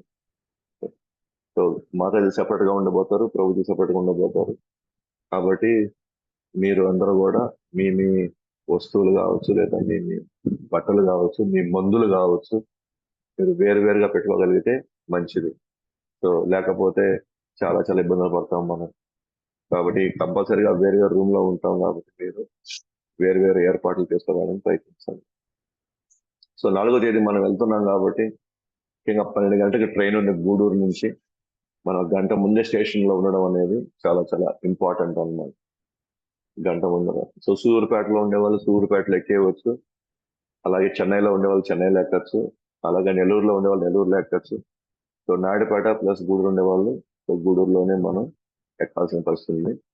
అలాగే మధ్యాహ్నానికి మనం భోజనం చేసుకొనే రావాల్సి వస్తుంది, లేదా మీరు ప్యాక్ చేసుకునే రావచ్చు మధ్యాహ్నానికి. రాత్రికి మాత్రం కంపల్సరీగా మనం ట్రైన్లో సప్లై చేస్తాం, వేరే వేరే దగ్గర ప్రసాదం సప్లై చేస్తాం. కానీ మధ్యాహ్నం 12 గంటలు ఎక్కుతాం కాబట్టి మనం ఆ టైంలో మనం ఏమి ఇచ్చేది ఏం లేదు కాబట్టి మీరు తినేసైనా వచ్చేసేయండి, లేకపోతే ప్యాక్ చేసుకుని అయినా మీరు మీ యొక్క ప్రసాదం ఏర్పాట్లు మీరు చూసుకోవాల్సింది. సో రాత్రికి మాత్రం కంపల్సరీగా మనం ప్రొవైడ్ చేస్తాం కాబట్టి ఇబ్బంది లేదు. ఓకే, సో అది కంపల్సరీగా మనం చూసుకోవాల్సింది. తర్వాత టికెట్స్, ఆధార్ కార్డులు ఒరిజినల్ తెచ్చుకోవడం మంచిది. ఆధార్ కార్డ్స్ తప్పనిసరిగా ఉండాలి. టికెట్స్ మా దగ్గర ఉంటాయి కాబట్టి మీకేం ఇబ్బంది ఏం లేదు. సో మేము టీసీకి చూపిస్తాము, టీసీలో మేము నిజం. కానీ వాళ్ళకి ఏదైనా డౌట్ వచ్చి వాళ్ళకి ఏదైనా ఇదైతే వాళ్ళు కంపల్సరీగా మనం ఆధార్ కార్డు తెచ్చుకోవాల్సిన పరిస్థితులు ఉన్నాయి. సో ఆధార్ కార్డు కంపల్సరీ అన్నమాట. అండ్ యాత్రలో ఎప్పుడు కూడా మీరు అక్కడ దిగిన తర్వాత మనం ఒక్కొక్క క్షేత్రానికి లోపల ఒక్కొక్క ప్లేస్కి వెళ్ళేటప్పుడు మాత్రం మీరు ఎప్పుడు కూడా ఒక బ్యాగ్ మెయింటైన్ చేసుకోవాలి. దాంట్లో మీరు జపమాలు పెట్టుకోవడం, జపసంచి జపమాలు పెట్టుకోవడం, వీలైతే నీళ్ళ బాటిల్ ఒకటి పెట్టుకోవడం, తిలకం ఒకటి, భజన మాలిక పుస్తకం ఒకటి, ఒక నోట్ బుక్, ఒక పెన్ కంపల్సరీగా మీరు పెట్టుకోగలిగితే అక్కడ వినే విశేషాలన్నీ కూడా మీరు రాసుకోవడానికి, నోట్ చేసుకోవడానికి మీకు ఉంటుంది అనమాట. అలాగే అదే బ్యాగ్ లో మీ మందులు కానీ, అలాగే స్నాక్స్ కానీ, ఫ్రూట్స్ కానీ మీరు మీ ఐడి కార్డ్ అంతా కూడా మీరు పెట్టుకుంటే మంచిది. సో వీలైతే మేము ఐడి కార్డ్స్ ప్రొవైడ్ చేస్తాము. మీ పేరుతో మీరు మీ ఫోన్ నంబరు అంతా కూడా ఫోన్ నెంబర్ అనేది ప్రొవైడ్ చేస్తాం కాబట్టి ఐడి కార్డు కూడా మేము ఇచ్చే ఐడి కార్డు కూడా కంపల్సరీ పెట్టుకోవాలి. ఎందుకంటే ఒకవేళ ఎప్పుడైనా తప్పిపోయినా ఎక్కడైనా ఒకవేళ ఇదైనా సరే సో మా నంబర్స్ దాంట్లో ఉంటాయి, లేదా మన మన బ్లడ్ గ్రూప్ దాంట్లో ఉంటుంది. సో ఏదైనా అవకాశం ఉన్నప్పుడు మీరు ఎవరితో అయినా అక్కడ మీరు ఉంటే అక్కడి నుంచి మాకు ఫోన్ చేయొచ్చు అన్నమాట. సో కంపల్సరీగా ఒక బ్యాగ్ మీరు ఎప్పుడు మెయింటైన్ చేసుకుంటే మీ మందులు కూడా, ఎందుకనంటే ఒక్కోసారి 1 గంట 2 గంటలు లేట్ అవ్వచ్చు మనం తిరిగి వచ్చి మళ్ళీ ప్రసాదం తినేటప్పుడు. మనం పోయే సమయానికి మన దర్శనం ఇంకొంచెం లేట్ అవ్వచ్చు కూడా. అప్పుడు మనం ఇవన్నీ లేట్ అవుతుంటాయి. మనం ఏదో 1 గంటకి తిరిగి రావాలనుకుంటున్నాం, కానీ ఒకసారి అది 2 గంటలు అవ్వచ్చు, లేదా 3 గంటలు కూడా అవ్వచ్చు. సో మీకున్నటువంటి ఆరోగ్య పరిస్థితిని బట్టి బీపీ, షుగర్లు ఉండేవాళ్ళు దయచేసి మీకు కావాల్సిన స్నాక్స్, మీకు కావాల్సిన ఫ్రూట్స్ అన్ని కూడా మీరు జాగ్రత్తలు వహించాల్సిందే. కాబట్టి అక్కడ ఆ సమయంలో మనం తీసుకోకుండా మనం ఫాస్ట్గా వచ్చేసి ముందు తెచ్చుకోకుండా ఇంకో తెచ్చుకోకుండా ఉంటే మనం వెళ్ళే ప్లేస్ లో ఒక్కోసారి లోపల ఇంటీరియర్ గా లో కొంచెం డీప్ వెళ్ళామనుకోండి, అక్కడ మనకి ఏమీ దొరకపోవచ్చు, ఏమి కూడా. ఓకే, సో ఇంతవరకు టైం కల్లా మనం రావడానికి ప్రయత్నిస్తాము, కానీ అక్కడ వెళ్ళిన తర్వాత మన కంట్రోల్ అనేది ఉండదు. అక్కడ చాలా చాలా మార్పులు జరగడానికి అవకాశం ఉంది కాబట్టి ముందుగానే మీరు జాగ్రత్తలు తీసుకోవాల్సి వస్తుంది అన్నమాట. కాబట్టి ఇవన్నీ కూడా తప్పనిసరిగా మీరు పెట్టుకోవాలి. బ్యాగు, వాటర్ బాటిల్, ఇవన్నీ కూడా. సో అక్కడ మన పోయే ప్లేస్లో మనకు అన్ని దొరుకుతాయో లేదో తెలియదు కాబట్టి ముందు జాగ్రత్త అన్నమాట. కొంతమందికి ఎవరైనా చలి వేసేదండి, జనరల్గా చలి అనేది లేదు ఇప్పుడు జనరల్గా. అది కొంతమంది శరీర స్వభావం చలిగా ఉంది అట్లా ఉంటే మీ స్వెటర్లో, దుప్పట్లో అది మీకు కావాల్సిన ఏదో మీరు ఏర్పాట్లు చేసుకోవాల్సి వస్తుంది. అది ఇప్పుడు మన ఉత్తర భారతదేశం అంటే వెళ్తున్నాం కాబట్టి అక్కడ ఒక్కోసారి మనలాంటి టేస్ట్ అక్కడ ఉండదు. అక్కడ ఫుడ్ అంతా కూడా మనం తీసుకునే ఫుడ్ మనలాగా ఉండదు. మనం అన్ని టైంకి పెడతాము, లేదా కావాల్సిన అంతగానే పెడతాము, కానీ మనలాంటి రుచులు అక్కడ ఉండకపోతే కనుక దయచేసి మీరు పొళ్ళు, పచ్చళ్ళు కానీ ఇలాంటి ఊరగాయలు తెచ్చుకోవచ్చు, కానీ దయచేసి దాంట్లో ఎర్రగడ్డ, తెల్లగడ్డ మాత్రం వేయకుండా ఉండండి వీలైనంత వరకు. అవి ఇక్కడ తీసుకొని సరే మేము మందిరంలో మేము నైవేద్యం పెట్టి దాన్ని మీకు మళ్ళీ తిరిగి ఇచ్చేస్తాం మళ్ళీ. లేదా మీరే మీ ఇంట్లో కానీ వెంకటేశ్వర స్వామి పటం ఉన్నా సరే, లేకపోతే కృష్ణుడి పటం ఉన్నా, రాముడి పటం ఉన్నా సరే, ఒక తులసి వేసి అక్కడ మీరు హరే కృష్ణ మంత్రం అనుకొని భగవంతుడికి సమర్పించి అది తీసుకురండి. ఓకే, సో కాబట్టి మీరు పొరపాటును కూడా ఎర్రగడ్డ, తెల్లగడ్డ వేసి కానీ తీసుకొని వచ్చి, లేదా పొడిలో కానీ మీరు కానీ వేసుకొని వచ్చి మీరు ఎవరికైనా భక్తులకి ఇస్తే మాత్రం అది చాలా పెద్ద అపరాధం అవుతుంది. ఎందుకంటే వాళ్ళు కొన్ని కొన్ని సంవత్సరాల నుంచి వాళ్ళు ఎర్రగడ్డ, తెల్లగడ్డ తీసుకోకుండా వాళ్ళ దీక్ష పెట్టుకొని ఉన్నారనమాట, మేము ఇంకా తీసుకోమని. మీరు ఏదో ప్రేమతోనో ఆప్యాయతోనో పర్వాలేదు తీసుకోండి, ఇదిగో పెట్టుకోండి అని చెప్పేసి దాంట్లో మీరు ఎర్రగడ్డ, తెల్లగడ్డ వేసింది అనుకోండి, అది చాలా పెద్ద అపరాధం అవుతుంది. ఓకే, సో వీలైనంత వరకు ఒకవేళ తెచ్చుకొని మీరు తెల్లగడ్డ లేకుండా ఉండేదానికి మీరు చూసుకోండి. మీరు ఏమైనా తెచ్చుకోండి, హ్యాపీగా మీరు అది వాడుకోండి, తర్వాత మళ్ళీ మీ దగ్గర జాగ్రత్తగా పెట్టుకోండి. సో అవసరం మేరకు మస్కిటో కాయిల్స్ కానీ క్రీమ్స్ కానీ తెచ్చుకోండి అవసరం మేరకు. అలాగే దాన ధర్మాలకు కావాల్సిన చిల్లర కూడా మీరే తెచ్చుకోండి. ₹5 బిళ్ళల, ₹10 నోట్ల, ₹20 నోట్ల అనేది మీరే చూసుకోండి అంతా కూడా. అలాగే ఇంకా మెయిన్ పాయింట్ ఏంటంటే, ఎక్కడ మనం మందిరాల్లో టికెట్స్ కోసం ఇక్కడ మన అమౌంట్ అసలు తీసుకోలేదు టికెట్స్ కోసం. ఎందుకంటే కొన్ని దగ్గర టికెట్స్ కొన్ని దగ్గర టికెట్స్ లేవు, ఎక్కడ ఏది ఉన్నది మనకు తెలియదు. కాబట్టి అంటే ₹5, ₹10, ₹20 అయితే ఉన్నాయో అవి మీరే పెట్టుకోవాలండి. అక్కడికక్కడ మీరు పెట్టుకోండి. మీకు కావాల్సింది అది మీ మీ అండర్స్టాండింగ్ బట్టి మీరు పెట్టేసుకోవచ్చు. రెండోది, అలాగే ఆటోలు కూడా ఏవైతే అందరి కోసం తీసుకునేటువంటి ఏవైతే వెహికల్స్ ఉంటాయో దాంట్లో మీరు ₹1 కూడా మీరు పే చేయాల్సిన అవసరం లేదు. కానీ ఎవరికైనా సరే నాకు నడవడం ఇబ్బందిగా ఉంది, మేము ఆటో తీసుకుంటాము లేదా ఇంకో వెహికల్ తీసుకుంటాం అంటే వెహికల్ అని మేము మాట్లాడతాము, బట్ అది మీ ఎక్స్ట్రా డబ్బులు. అవి అందరి కోసం తీసుకున్నప్పుడు మీరు పే చేయాల్సిన అవసరం లేదు. ప్రత్యేకంగా కొంతమందికి ఇబ్బందికరమైన పరిస్థితులు ఉంటే, పెద్దవాళ్ళు నడవలేకపోతున్నారు అంటే మాత్రం అది కూడా చేస్తాం, కానీ అది మీ యొక్క ఎక్స్ట్రా మీ పాకెట్ నుంచి మీరు పే చేయాల్సి వస్తుంది అన్నమాట. సో అలాగే చెప్పిన విధంగా నిర్దిష్ట సమయంలో అందరూ సహకరిస్తే అన్ని స్థలాలను మనం అందరం చూడవచ్చు. ఫలానా టైంకి రమ్మన్నాం, ఫలానా టైంకి ఇక్కడ అందరూ సమావేశం అవ్వాలి అంటే ఆ టైంకి 5 నిమిషాల ముందే మీరు సమావేశం అయ్యారనుకోండి, అప్పుడు ఆ రోజు అనుకున్న ప్లాన్ ప్రకారంగా అన్ని స్థావరాలు మనం చూడొచ్చు. మీరు లేట్ చేసే కొంది ఆ స్థావరాలు మనం మిస్ అయిపోతాము. అని ఇంకొకటి, ఒక 10-15 నిమిషాలు, ఒక 5 నిమిషాలు అయితే ఓకే, మనకే ఇబ్బంది లేదు. కానీ మీరు అరగంట లేదా ముక్కాలు గంట, గంట అయ్యే పని అయితే మాత్రం మీకోసం ఎవరు వేచి చూడరు. మీరు కంపల్సరీగా మీకున్న ఏర్పాట్లలో మీరు రండి, లేదంటే హ్యాపీగా రూమ్ లో కూర్చొని మీరు చక్కగా మీరు నామజపం చేసుకోండి. ఒకరి కోసం 90 మందిని ఇబ్బంది పెట్టే పరిస్థితులు మాత్రం జరగదు, ఒకరిద్దరి కోసం జరగదు అనమాట. సో మీరే టైం ప్రకారంగా చెప్పిన టైం ప్రకారం మీరు ఒక 5 నిమిషాలు ముందే కానీ రాగలిగితే మాత్రం అందరం కూడా చాలా హ్యాపీగా అన్ని టైం ప్రకారంగా షెడ్యూల్ ప్రకారంగా జరుగుతాయి.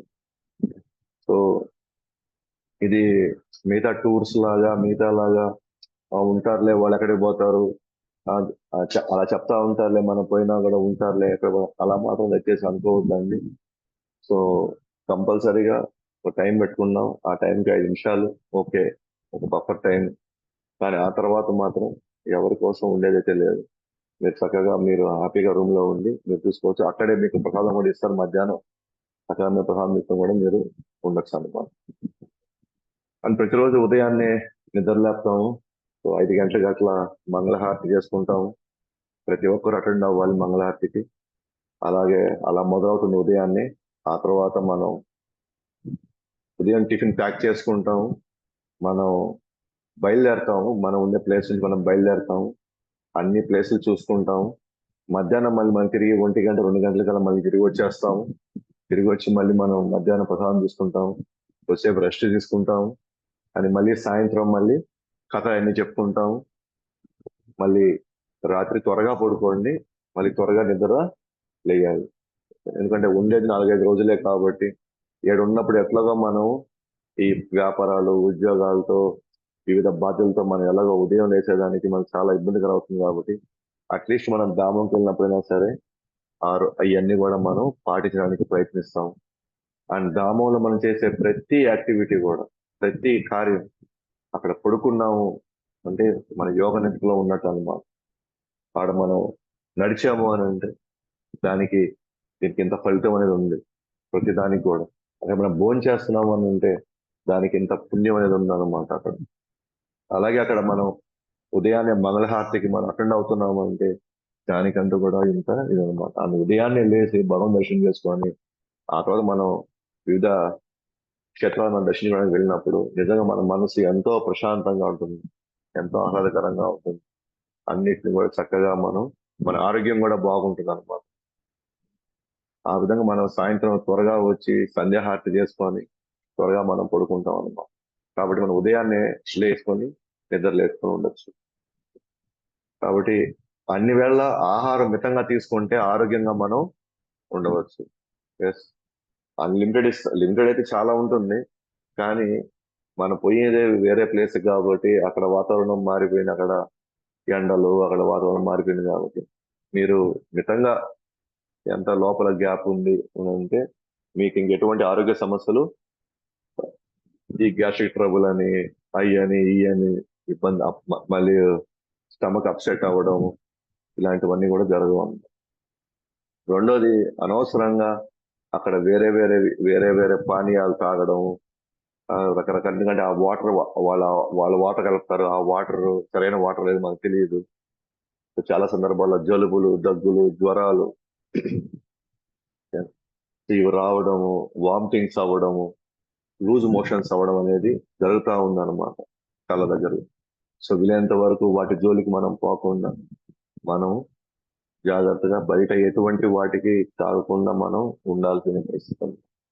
లేకపోతే మన ఆరోగ్యాన్ని మన ఇబ్బంది పడ్డాం అనుకోండి, 2-3 రోజులు రూమ్ లో ఉండాల్సి వస్తుంది.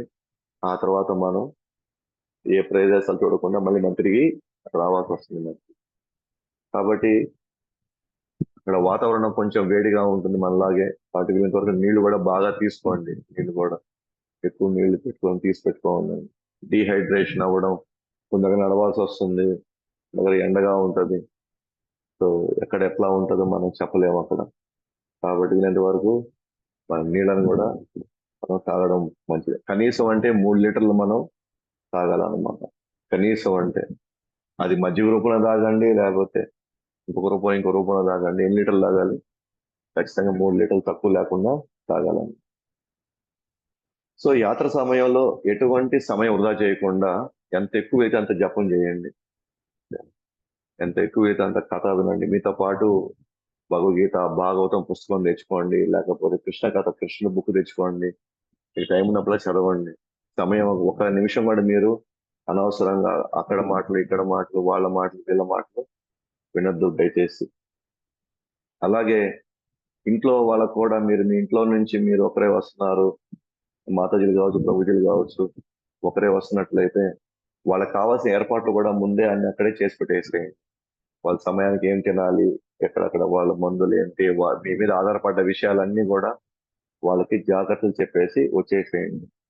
పదే పదే ఫోన్లు చేసుకోవడం, పదే పదే అవి ఉన్నాయి, ఇవి ఉన్నాయి, అక్కడ ఉన్నారు, ఇక్కడ ఉన్నారని చేసుకోవడం వల్ల మీరు ఇక్కడ ఉన్నా కూడా ఎటువంటి ప్రయోజనం పొందకుండా ఉంటారు. ఎందుకనంటే మీరు మీరు ఆలోచనలన్నీ కూడా ఇంట్లోనే ఉన్నాయి, కేవలం దేహం మాత్రమే ఆడికి వచ్చింది. సో కాబట్టి ఒక టైం పెట్టేసుకొని పలానా సాయంత్రం పూట నేనే మాట్లాడతానని చెప్పడం, నేనే మీతో వాడని ఆ టైంలో ఏదో ఒక టైంలో మీరు టైం ఫిక్స్ చేసుకొని మీరు ఖచ్చితంగా మీరు మాట్లాడాల్సి వస్తే మాట్లాడండి. కానీ కథ వినేటప్పుడు, అలాగే మనం పడుకునేటప్పుడు, మన అక్కడ ఇక్కడ ఇవన్నీ కూడా దయచేసి మీరు అది ఎంత ఎంకరేజ్ చేస్తారో మీరు అంత డిస్టర్బ్ అవుతారు. ఎంత డిస్టర్బ్ అయ్యకుంది మీరు అంత రసాన్ని, అక్కడ ఆనందాన్ని మీరు ఆస్వాదించలేరు. పైగా వేరే వాళ్ళకు కూడా డిస్టర్బ్ అవుతుంది, పైగా వాళ్ళకు కూడా. సో కాబట్టి వాళ్ళకి కావాల్సినటువంటి జాగ్రత్తలు ఇంట్లో వాళ్ళకి సేవ చేయాల్సి అన్ని చెప్పేసి నీట్గా రండి. వాళ్ళు చూసుకోవడానికి ఎవరైనా ఉంటే అక్కడ పెట్టేసి రండి వాళ్ళకి. ఇంకా మీరు చాలా ప్రశాంతంగా ఉండొచ్చు. కాబట్టి సమయం వృధా చేయకుండా వీలైనంత వరకు పఠనం, శ్రవణం, వచ్చిన కొత్త వాళ్ళతో మీరు మాట్లాడొచ్చు, ప్రేరణ పొందొచ్చు. వాళ్ళ దగ్గర నుంచి మీరు ఎన్నో విషయాలు తెలుసుకోవచ్చు. మీరు కీర్తనలో పాల్గొంటూ ఉత్సాహంగా పాల్గొనడం జరగాలి బాగా. ఓకే, ఇక్కడైతే కొంచెం సిగ్గు, మొహమాటం, మనోళ్ళు ఉన్నారు, వాళ్ళు చూస్తారా, వీళ్ళు చూస్తారా, డామోలో మన ఎవరు చూస్తారు అక్కడ అక్కడ మనం చూసే వాళ్ళు ఎవరు లేరు. కాబట్టి ఎంత వీలు అంత హాయిగా మనం కీర్తనలో పాల్గొనాలన్నారు. అలాగే మీకు ముందుగా కేటాయించిన సీట్లలో రూములోనే ఉండవాలని, అది బస్సులో కావచ్చు, ట్రైన్స్ లో కావచ్చు, లేకపోతే రూమ్స్ లో కావచ్చు. డెఫినెట్ గా మాకు ఆ సీట్లు అయితేనే ఉంటాము, మేము ఈ రూమ్ లో అయితేనే ఉంటాము, మేము వీళ్ళతోనైతేనే ఉంటాము అనేది మాత్రం దయచేసి ఎట్టి పరిస్థితిలో కూడా ఎంకరేజ్ చేయండి. లేనంత వరకు మీ వయసును బట్టి, మీకున్న ఆరోగ్య పరిస్థితిని బట్టి మేము అన్ని సరి చేస్తాం. కానీ కొన్ని దగ్గరలో మనం కొన్ని సర్దుకొని పోవాల్సి వస్తుంది. ఆ మాత్రం మన తపస్సు అనేది మనం కంపల్సరీగా మనం పాటించాలి. ఆ ధామంలో అతి ముఖ్యమైన రహస్యం ఏంటి అని అంటే, ధామంలో మీరు ఎక్కువ తృప్తి పడాలంటే అందరికంటే నేను లాస్ట్, అందరూ ముందు వాళ్ళు కానివ్వండి, ఆ తర్వాత నేను తీసుకుంటాను, ఆ తర్వాత నాకు నేను చూసుకుంటాను అనేటువంటి ఈ భావన ఉండాలన్నమాట. ముందు నాకు కావాలి, ముందు నేనే ముందు నాకే జరగాలి, ముందు నాకే కేటాయించాలి. ఈ భావనలో ఉంటే మాత్రం ఖచ్చితంగా మీరు గ్రామంలో ఎటువంటి ఆనందాన్ని, ఎటువంటి రసాన్ని మీరు అస్సలు ఆస్వాదించలేరు. భౌతిక ప్రపంచంలో స్వార్థంగా ఎంత ఎక్కువ మంది ముందుగా వెళ్తే వాళ్ళు ఎక్కువ లాభపడతారేమో కానీ ఆధ్యాత్మిక విషయాల్లో మాత్రం ఎంత లేటుగా మనం మిగతా వాళ్ళందరికీ అందినాయా, మిగతా వాళ్ళందరికీ కూడా వాళ్ళు తిన్నారా, మిగతా వాళ్ళ సౌకర్యాలు జరిగినాయా అని చూసుకున్న తర్వాత మనం వెళ్ళినట్లయితే వాళ్ళు ఎక్కువ అనుభవాన్ని, ఎక్కువ ఆనందాన్ని వాళ్ళు పొందగలుగుతారు. ఓకేనా? ఇది మూల సూత్రం అన్నమాట. ఆధ్యాత్మిక జీవితంలో మనం ఎదగడం అంటే ఇది మూల సూత్రం ఇది. ఓకే. కాబట్టి అందరూ ఫస్ట్, నేను లాస్ట్. అలాగే స్నానం చేయడం విషయంలో ఫస్ట్ నేను, ఆ తర్వాత మిగతా వాళ్ళంతా. తయారు కావడంలో ఫస్ట్ నేను, తర్వాత మిగిలిన వాళ్ళు. కానీ వస్తువులు కల్పించడంలో ముందు ఫస్ట్ వేరే వాళ్ళకి, ఆ తర్వాత మనకు. అంతేనా? అండ్ ఎస్పెషల్గా ఎవరైతే మనతో ట్రావెల్ చేస్తున్నారో 1 సంవత్సరం నుంచో 2 సంవత్సరం ముందు, మీరు కొత్త వాళ్ళకి ఎక్కువ చొరవ చూపించాలి మీరు. ఎందుకంటే వాళ్ళకి తెలియదు, వాళ్ళకి కొంచెం ఏం తెలియదు, ఇక్కడ ఆ నియమాలు తెలియదు. కాబట్టి ముందు వాళ్ళకి అవకాశం ఇచ్చి ఆ తర్వాతే మనం రావాలి. ఈ భావంలో ఇలాంటి ఒక మూడ్ లో మనం కనుక ఉన్నట్లయితే మనం ఈ యాత్రని చాలా చాలా చక్కగా, ఎంతో అనుభూతితో, ఎంతో ఆనందంగా మీరు ఈ మాట మీరు గ్యారంటీగా తీసుకోండి. ఎవరు ఎంత ఎక్కువ సేవాభావంతో ఉంటారో, ఎంత ఎక్కువ వేరే వాళ్ళకి వాళ్ళు చొరవ చూపిస్తారు, వాళ్ళు ఎక్కువ లాభం పొందుతారు, వాళ్ళు ఎక్కువ ఆనందం పొందుతారు, వాళ్ళకే మళ్ళీ మళ్ళీ పోవాలనిపిస్తూ ఉంటారు. అలాగే అందరూ తప్పకుండా యాత్ర ఉన్నంత వరకు దయచేసి టీ, కాఫీ, బయట పదార్థాలను తీసుకుని రాదు. అనారోగ్యానికి అది దారి తీస్తుంది. అనారోగ్యానికి దారి తీస్తుంది. ఎస్పెషల్గా టీలు, కాఫీలు, బయట బయట టిఫిన్లని, బయట భోజనాలని, బయట దయచేసి అవి మాత్రం లేదు. ఒకవేళ మాకు కానీ అది తెలిసింది అని అంటే మీరు తీసుకున్నారని వాళ్ళని అని, లేదా రెండోది ఎవరి ద్వారా మీరు ఇస్తుంటే మాత్రం ఇంకా నెక్స్ట్ యాత్రలు మీరు బ్యాన్ అయిపోయి ఉంటారు. ఇంకా మీరు ఎట్టి పరిస్థితుల్లో యాత్రలో మేము ఎంకరేజ్ అయితే మేము ఖచ్చితంగా చేయం ఇంకా. సో మాకు అది అవసరం లేదు. ఎందుకంటే ఒక్కరు చేస్తే మిగిలిన వాళ్ళందరూ కూడా అది పోయి తాగాలి, అది పోయి తినాలి, అలా ఉండాలనిపిస్తుంది. కాబట్టి మాకు అలాంటిది కంపల్సరీగా మేము ఎంకరేజ్ చేయకుండా, ఒకవేళ మీరు ఆ 7 రోజులు ఉండలేకపోతే ఇప్పుడే మీరు డ్రాప్ అయిపోవచ్చు. మీ డబ్బులు మేము తిరిగి ఇచ్చేస్తాం. సో ఈ విషయంలో మాత్రం చాలా చాలా స్ట్రిక్ట్ గా ఉంటాం. ఈ విషయంలో మాత్రం మీరు ఉండలేకపోతే, ఆ 7 రోజులు 5 రోజులు మీరు ఉండలేకపోతే మీరు రావాల్సిన అవసరం అస్సలు లేనే లేదు.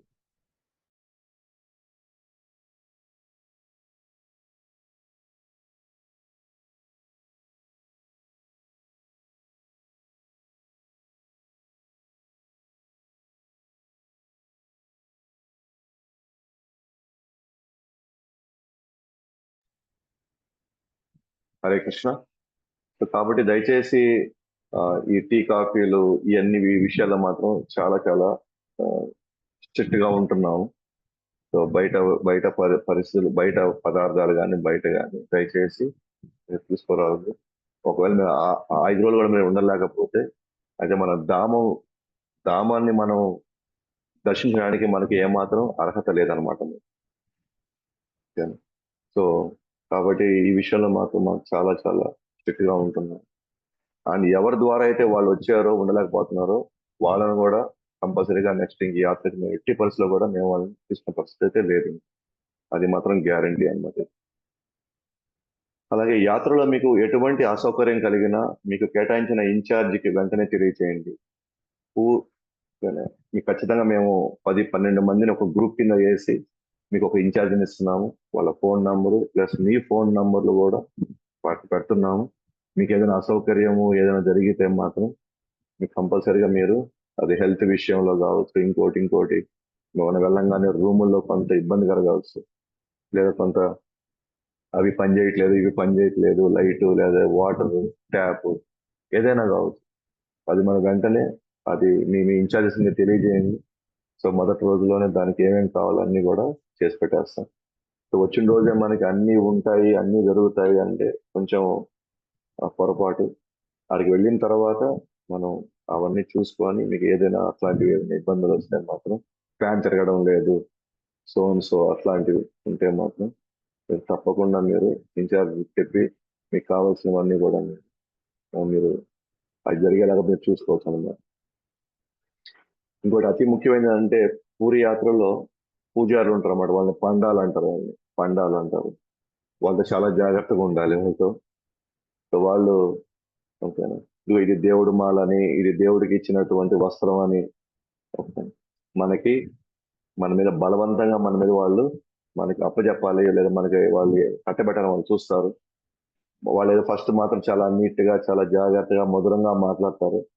మనం వచ్చి అక్కడ వచ్చేసి అబ్బా దేవుడు కాబట్టి నాకు ఇస్తున్నాడు, నాకు ఎంత అదృష్టం కలిగింది, విజయంలో నాకు వచ్చిందని చెప్పేసి మనం ఏదో ఆయన ఏదో డబ్బులు మనకేదో ఫ్రీగా దొరుకుతుందని మనం కానీ వెళ్ళామనుకోండి, అప్పుడు ఏమవుతుందంటే వాళ్ళు మనల్ని మనం తీసుకున్న తర్వాత ఒక్కసారి తీసుకున్న తర్వాత మాకు 500 ఇవ్వాల్సిందే, 1000 ఇవ్వాల్సిందే అని చెప్పి మనల్ని చాలా చాలా వేధిస్తారు అనమాట వాళ్ళు.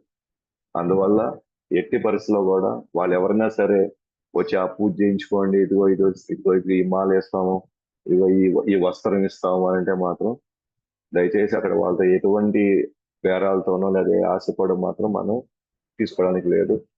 ఒకవేళ తీసుకుంటే మాత్రం వాళ్ళు ఖచ్చితంగా వదలరు అనమాట, ఎవరు చెప్పినా వాళ్ళు వదలరు వాళ్ళు. మనం డబ్బులు ఇచ్చేదాకా వాళ్ళు మనల్ని గట్టిగా పట్టుకుంటారు వాళ్ళు. సో వాళ్ళు లోకల్ కాబట్టి పోలీసులు కానీ ఎవ్వరు కూడా అక్కడ ఇంటర్ఫియర్ కారు. అందువల్ల మనం స్ట్రైట్ గా మన ముందు వాళ్ళు ఎలా వెళ్తున్నారో మనం కూడా అదే పద్ధతిలో మనం ముందుకు వెళ్తాము. అదే పద్ధతిలో మనం వెళ్ళి కావాల్సిన దర్శనాలు చేసుకుంటాము, మళ్ళీ మనం తిరిగి వస్తాం. ఏదైనా ముఖ్యం అనుకోండి మేమే చెప్తాం మీరు అది కొనుక్కోండి అని. ఏదైనా అవసరమైంది అనుకోండి అది మేమే చెప్తాం అనమాట, మీరు అక్కడికి వెళ్ళి మీరు ఇది చేయించుకోండి. అలాగే అంతేగాని అక్కడ వాళ్ళందరూ కూడా ఏదో దీపాలు వెలిగిస్తున్నారు, మేము కూడా దీపాలు వెలిగిస్తున్నాము. అలాగే అక్కడ చూడు అందరూ పొళ్ళు దండాలు పెడుతున్నారు, మేము కూడా పొళ్ళు దండాలు పెడతాము. ఓకేనా, వాళ్ళు వాళ్ళ యొక్క కోరికలు తీర్చుకోవడానికి రకరకాలుగా వాళ్ళు వచ్చినారు అన్నమాట. వాళ్ళ దానికి మనకి ఎటువంటి సంబంధం లేదు. మనం వచ్చింది కేవలం ధామాన్ని దర్శించడం కోసం మాత్రమే మనం వెళ్ళింది. అంతకు మించి అక్కడ వేరే ఎటువంటిది లేదు. సో వాళ్ళు ఇప్పుడు మనం పోయే ఒక గుడి ఉంటుంది, మెయిన్ గుడి, దాని చుట్టుపక్కల 15 గుళ్ళు ఉంటాయి. మన ఆ గుళ్ళన్నీ చూసే పరిస్థితిలో మనం ఉండం, కానీ ఆ గుళ్ళకి చాలా మంది వెళ్తుంటారు. మనం ఏ గుడికి అయితే వెళ్తున్నామో ఆ గుడి మాత్రం దర్శించుకొని మళ్ళీ తిరిగి వచ్చేయాలి. ఓకే, ఎందుకంటే మన ఆచార్యులు చెప్పున్నారు అనమాట, అక్కడ ముఖ్యమైన ప్రదేశాలు ఏంటి, ముఖ్యమైనటువంటి గుళ్ళు ఏంటి అని మనకు ఆల్రెడీ ముందుగానే క్లియర్ చేసి చెప్పేస్తున్నారు. సో దాని వరకే మనం వెళ్తున్నాం, దాని వరకే మనం చూసుకుంటాం, మళ్ళీ వచ్చేస్తాం. సో మనం వచ్చేటప్పుడు అది ఆడ కూడా ఒక గుడి ఉంది, అది కూడా మనం చూద్దాము, ఏడో కూడా ఒక గుడి ఉంది, చాలా మంది పోతున్నారు, మనం కూడా పోతాము అంటే ఖచ్చితంగా మనం అందరూ టైం వేస్ట్ చేస్తాము. అనుకున్న ఇంకో ప్లేస్ కి ఆ దర్శనం టైం అయిపోయి ఉంటుంది. మనం ఆ తర్వాత ఆ టైం అది మిస్ చేసేస్తాము. ఆ తర్వాత అది మళ్ళీ మనం చూసే పరిస్థితులు ఉండవు. సో అది మన దర్శనం లేకపోతే ఇంకో మందిరానికి వెళ్ళిపోతాం మళ్ళీ. అది అది మీరు అంటే మీ వల్ల 90 మందికి ఆ దర్శనం అనేది పోయింది. సో కాబట్టి చెప్పిన పరిస్థితులు చెప్పిన విధంగా మీరు వచ్చినట్లయితే అన్ని మనం చక్కగా చూసుకోగలుగుతాం అన్నమాట. అలాగే చెప్పిన వారు లేనిపోని పూజలు చెప్తా ఉంటారు, మీ దగ్గర డబ్బులు వాళ్ళు డిమాండ్ చేస్తారు. కాబట్టి మేము అవసరమైనది ఏంటి, అనవసరమైనది ఏంటి ముందుగానే క్లియర్ చేస్తాం. అవసరమైనది చాలు అని దయచేసి దాని వరకు దండం పెట్టుకోను, దాని వరకు చూసుకోను వచ్చేస్తే చాలా బెటర్ అన్నమాట. సో ఆ విధంగా మనం కానీ గమనిస్తే కనుక ఇటువంటి జాగ్రత్తలు ముఖ్యంగా మనం తీసుకోవాల్సి అన్నమాట. కాబట్టి చిన్నపాటి ఏదైనా ఆరోగ్య సమస్య ఏదైనా వస్తే సో మనకి సలహాలకు డాక్టర్ వెంకట్ ప్రభు ఉన్నారు, అలాగే చక్రధర్ ప్రభు ఉన్నారు, అండ్ డాక్టర్ ఇంకొక ఆయన మెడికల్ షాప్ ఉన్నారు. సో వాళ్ళకి ఈ నంబర్స్ కూడా మీకు ఇస్తాము. మీ రూములో ఉండి మీరు ఫోన్ చేస్తే వాళ్ళు వచ్చి మీకు కావాల్సింది చెప్పరు. కానీ మీ ఆరోగ్యం సంబంధించిన ఏవైతే ఉన్నాయో, అది బీపీ, షుగర్, గ్యాస్ట్రిక్ ట్రబుల్, ఈ మాత్రం మీ మందులు మీరు మాత్రం తెచ్చుకోవాలి. ఇదేంటంటే అప్పటికప్పుడు జలుబు, దగ్గు, ఒళ్ళు నొప్పులు ఏదేదో ఈ పాటికి వస్తే మాత్రం అది వీళ్ళు చేస్తారు. ఏమైనా పడ్డాము, దెబ్బ తగిలింది, ఇంకోటి అయితే వాళ్ళ దగ్గర వాళ్ళు చూసుకుంటారు. సో మిగిలినవన్నీ కూడా మీకు ఏదైనా ఇబ్బంది అయితే మాత్రం మీ ఇన్ఛార్జీలు చెప్పొచ్చు, మీ ఇన్ఛార్జీలు చెప్పి మీకు కావాల్సినవన్నీ చేసుకోవచ్చు. కాబట్టి అందరూ కూడా సమయానుకూలంగా సహకరిస్తే సో జగన్నాథ్ బల్లె సుభద్రల పూరిలో మధురమైన జ్ఞాపకాలు జీవితకాలం స్మరించుకోవచ్చు. అలాగే రాధాకృష్ణులు, ఆచార్యులు, వైష్ణవుల ఆశీస్సుల అనుగ్రహం పొందవచ్చు. కాబట్టి దయచేసి అందరం కూడా ఒక పద్ధతి ప్రకారంగా ఒకే భావంతో మనం యాత్ర చేసినట్లయితే అందరూ హ్యాపీగా ప్రశాంతంగా మనం ఖచ్చితంగా అక్కడ కొన్ని గేమ్స్ ఆడతాము, కొన్ని ఎన్నెన్నో అన్ని ఎంటర్టైన్మెంట్ కూడా ఉంటుంది. కీర్తన, డ్యాన్స్, ప్రసాదం రకరకాలుగా ఉంటుంది. కానీ మౌలికమైనటువంటి ఈ విషయాలు మాత్రం అందరూ జాగ్రత్త తీసుకుంటే అందరూ కూడా చాలా ప్రశాంతంగా వచ్చేస్తారండి తిరిగి. కాబట్టి మెయిన్ విషయం ఏంటంటే దయచేసి మీ చైతన్యాన్ని, మీ భావాన్ని ఇప్పటి నుంచే పూరి యాత్ర మీద పెట్టండి. కాబట్టి అందరూ కూడా చక్కగా జపం చేయండి. 1 మాల 2 మాలు కొత్తగా వచ్చేవాళ్ళు, ఏమాత్రం అసలు పరిచయం వాళ్ళు కనీసం 108 లేదా 200 మాలు అంటే 216 సార్లు హరే కృష్ణ మంత్రం జపం చేసుకుంటా ఉండండి. అందరి కోసం ప్రార్థించండి. ఏదో నేర్చుకోవాలని ఏమన్నా తీసుకుంటున్నావా?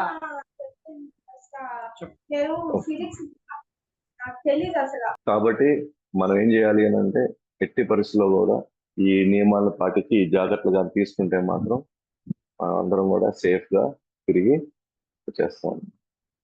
కాబట్టి మనం ఈ నియమాలను పాటించడానికి మాక్సిమం ప్రయత్నిస్తాము. అందరూ సహకారం తీసుకొని జాగ్రత్తగా ఈ యాత్రను మనం కంప్లీట్ చేస్తాం.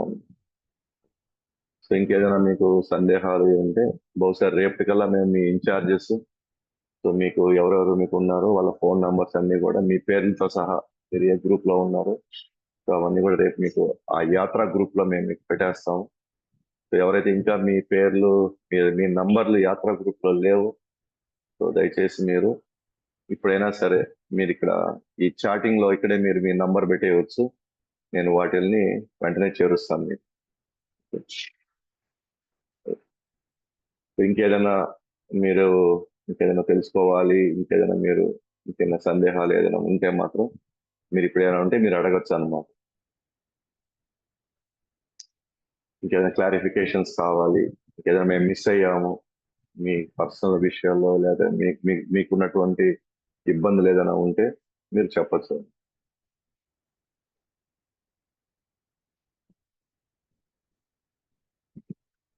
మీరు అన్మ్యూట్ చేసుకొని మీరు మాట్లాడచ్చు. మీకు ఎవరికి ఇంకేదైనా సందేహాలు ఉండి ఏదైనా తీసుకోవాలని.